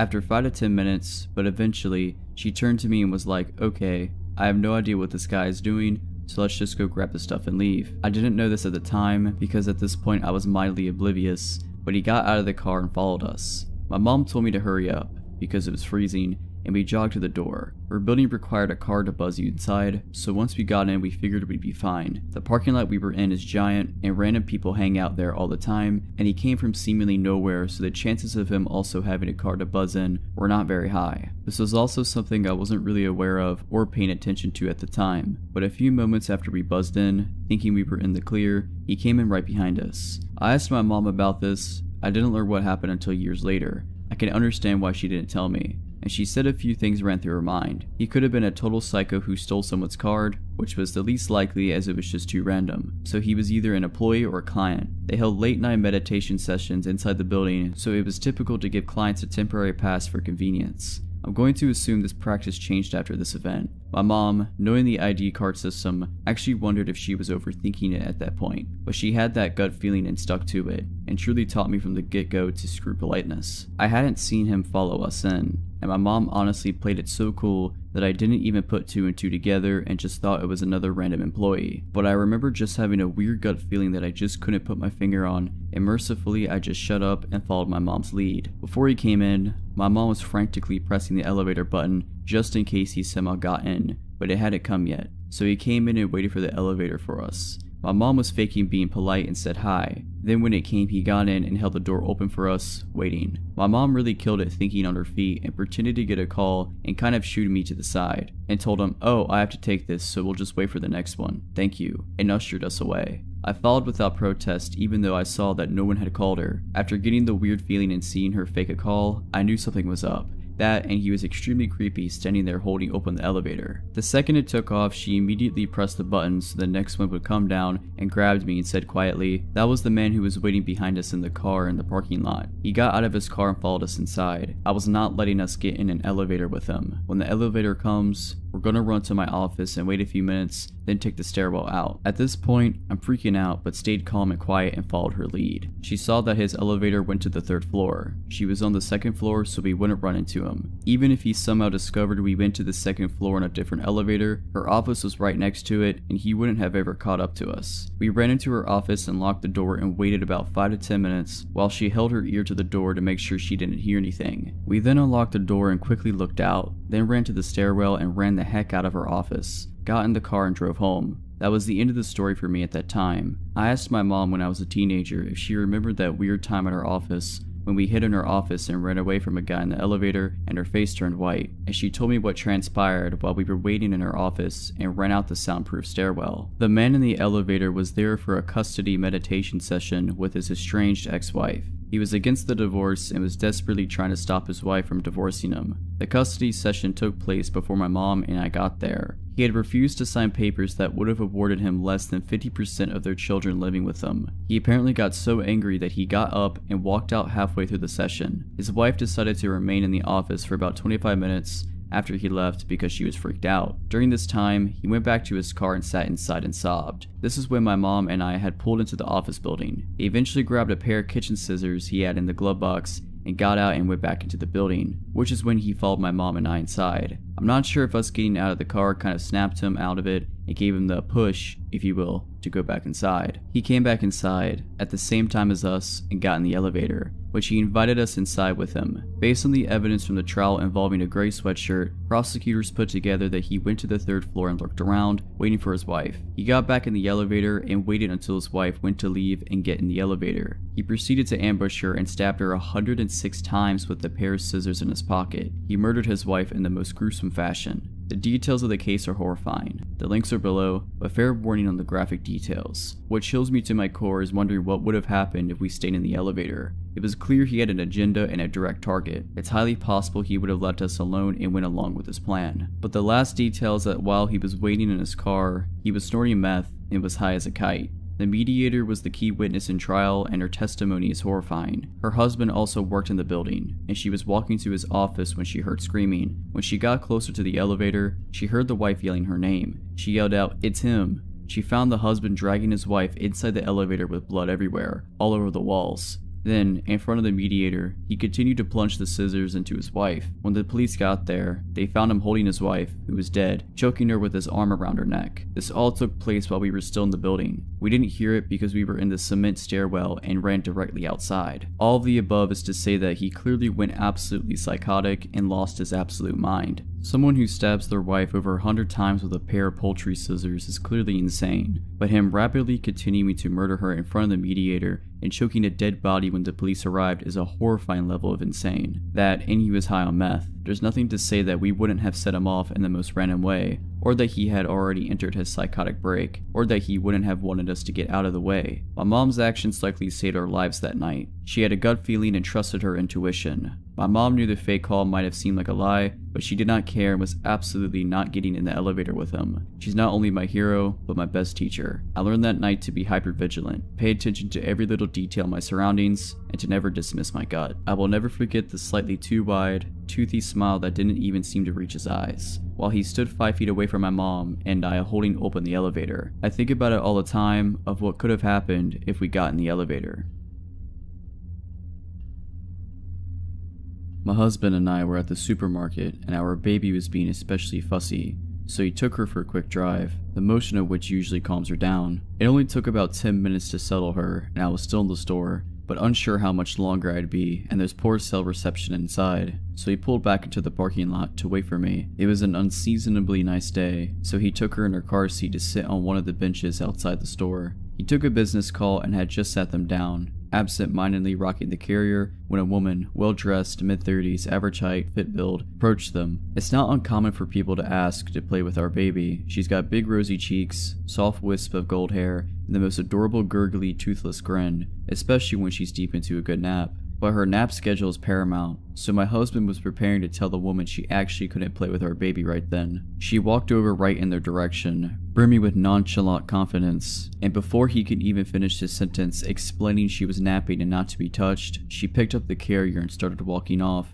He was in shock for a minute, not fully believing someone would be ballsy enough to do something so sinister in plain daylight, so he said, "Excuse me, put her down." As his panic mounted, she remained calm this entire time, but when he called after her, she started walking away more briskly than when she approached. He ran full speed ahead, trying to grapple the carrier out of her hands, finally resulting to restraining her arms. This woman yells, "Help! He's trying to take my baby! Kidnapping! 911! Help!" kicking him in the shin and pulling a pink bottle of pepper spray out of her handbag. Of course, no one in the parking lot was clocking the earlier interaction and assumed he was really a kidnapper. A lone man in a Deadpool t-shirt versus a tiny well-dressed woman. Immediately, a man knocked my husband to the ground and was holding him down. He could hear bystanders encouraging the woman to file a police report, but she was doing a very convincing job of acting shaken up and insisted she just wanted to get home. To make matters worse for my husband, she was driving a minivan. He was in a raw state of panic, realizing the entire parking lot had banded together to inadvertently facilitate the kidnapping of our daughter. He was begging and pleading with them, but no one was listening. They just kept screaming at him that the jig was up and he needed to lie still and wait for police and stop terrorizing a young mother. My husband finally had the novel idea to show them family pictures on his phone, but too panicked to think clearly, this manifested as him shouting, "I have pictures of the baby in my phone,"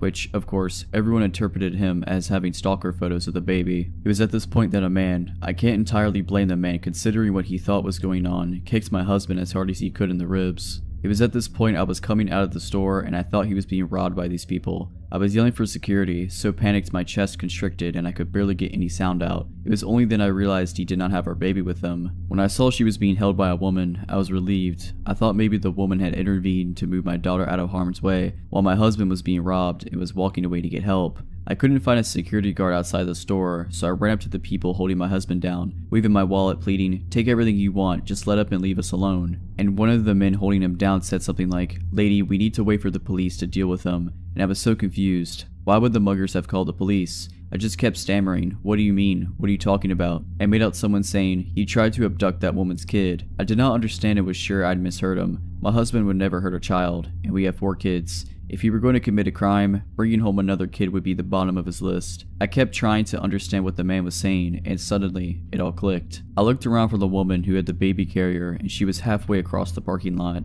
I went into total ballistic tiger cub mode, literally leaping out of my heels, and sprinted across the parking lot. I grabbed the woman by her hair and squeezed her throat with my other hand, which didn't do much. She was getting away even as I grappled with her. Amazingly, none of the other bystanders had yet to connect that my husband was telling the truth, and this woman was absconding with my baby. I yanked on her hair as hard as I could, and that was enough to make her drop the carrier. I was so scared and surprised that I actually just threw myself on top of the carrier, covering the entire thing like a blanket, and stayed that way without saying or doing anything else. The woman left. Not one person tried to stop her, even though she was clearly leaving without the child she claimed was hers, which would be pretty damn incriminating if I'd watched this scene unfold. Within the next couple of minutes, police had arrived. After all that, there were still several bystanders who explained it as my husband trying to kidnap the baby. The police, to my horror, assumed that she must have not had bad intentions. The first questions they asked me after getting her description weren't investigative. They were questions thinly veiled trying to convince me not to pursue charges, still placing blame on my husband. A small sampling. Do your husband and the baby look dissimilar? Is there a chance she thought he was abducting the baby and she was trying to intervene? Did she seem groggy or confused? Could she have mistaken either of them for her own family members? They spent more time verifying that the baby was actually mine than they concerned themselves with the fact that the baby was not actually hers. My husband had called his brother at that point, who works in an office with a lot of lawyers, and connected with one ASAP, who gave us the priceless advice to get every officer's name and badge number,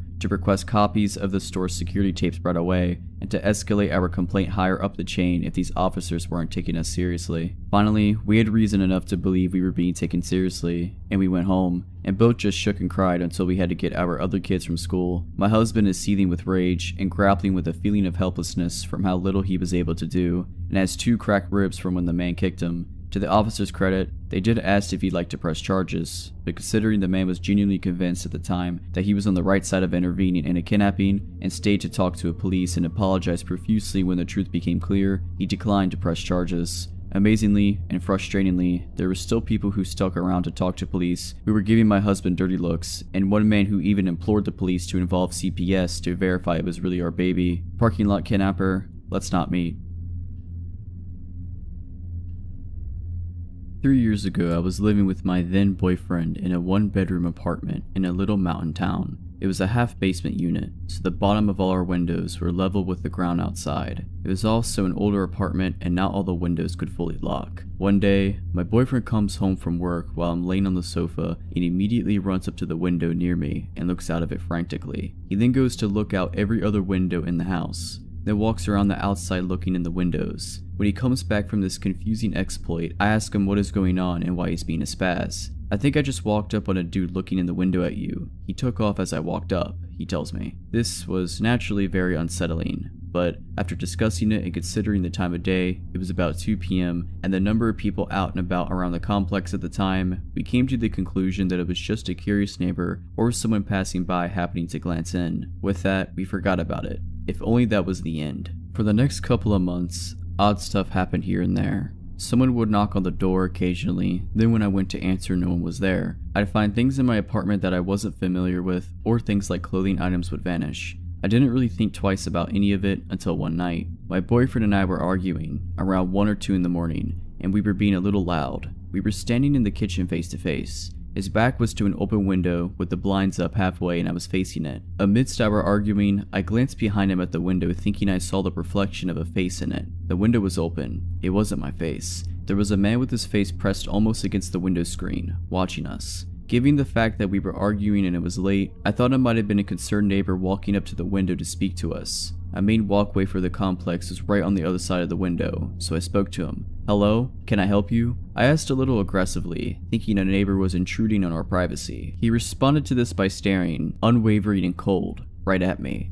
His face did not change expression. He did not blink or move, just looked right at me a way I have never been looked at before or since. In this instance, I also realized that because of the window being level with the ground, the only way this man's face could be where it was if he was laying on the ground outside the apartment or crouched and contorted to look into the window. My heart sank. I buried my face in my boyfriend's chest and closed my eyes in fear. My boyfriend, up to this point, thought I was messing with him. When I buried my face in his chest, only then did he say, "Is there really someone at the window?" I whispered yes to him. He felt my fear and took a moment before he turned around. By the time he did, the man was gone. It was at this point I started to think about all the little odd occurrences that I'd been experiencing. I assumed the worst. I filed a police report with this description, and my brother loaded my apartment up with weapons to protect me, or at least inform this peeping Tom that I was armed. After that night myself, my boyfriend and my brother were on high alert. There were a couple times when my brother came over that he saw a sketchy dude hanging around, and even one time he saw him at my window. He tried to follow him discreetly, but the guy took off running as soon as my brother stepped in his direction. The last night I had an experience with this man. I was sitting home alone on my sofa. My boyfriend was at work at a restaurant about 2 blocks away. He had picked me up from work an hour earlier. We had sat on the sofa together a little while we got home. Then he kissed me and left for work, locking the door behind him. After he left, I continued to sit on the couch and watch TV. After about an hour of me sitting there in silence, I hear a door creak open. It's a small apartment, so to see the bedroom and bathroom doors from the couch, all I had to do was lean a little to the left. I assumed it was one of my cats coming out of the bedroom, so you can imagine my shock when I lean over and see the door that's opening is the door to the water heater closet / small storage space. I look to my right and see both my cats sleeping soundly at the other end of the couch. I look back to the door and it's still creaking open very slowly. It opens enough for me to see it. A set of fingers wrapped around the door, easing the door ever so gently to open as quietly as possible. That was going to be a no for me. I ran barefooted out the door, into the snow, and down the street to my boyfriend's work. I called the cops. When everyone was back to check out the apartment where he was, of course, he was gone. After that, my boyfriend and I packed our stuff, went to stay with my parents, and 6 months later moved miles away from that town. That was the end of it. I live 1,000 miles away now from where all this happened, so a part of me thinks there's no way this person could have found me. But last week, I heard a knock on the front door of my apartment. I was expecting a package, so I figured it was a delivery driver and didn't answer. I'd go get the package later. Then they knocked again. And again. The third one made me feel uneasy, so I waited a good 20 minutes to check the door. When I did, there was no package, no note, no nothing. Someone was just knocking. Although it made me uneasy, I didn't initially think back to my stressful experience in my last town. Then just 2 days ago, I went out to get groceries. I have a little patio and I go out there in the mornings to just chill or check on plants a lot, and I've been known to leave it unlocked in the day on accident. Never thought of it as a huge deal, until I came home from the store 2 days ago and the deadbolt to my apartment was locked. The deadbolt can only be locked from the inside of the apartment, period. I assumed someone robbed me because I dumbly left my patio unlocked. I called my sister, I called my current new boyfriend, and I waited for people to be with me, and I went into my apartment through the sliding glass patio door. Nothing was out of place. Nothing of value was taken. At this point, my heart sank. Nothing was touched. Nothing stolen. Someone was inside my apartment just because they wanted to be inside of my apartment. I told my boyfriend about my stalker, and he's not taking this lightly like my past boyfriend. I filed a police report, we checked for recording devices and cameras, and he put Nest cameras up all over the place, and we're on high alert. I really truly hope this is a coincidence, but if this man really followed me across multiple state lines, that's really creepy. There's no one on this earth I'm less interested in meeting. Alright, but that's it. I hope you enjoyed this video. If you did, make sure to subscribe to my channel, like this video, and comment something down below. But as always, Have a nice day.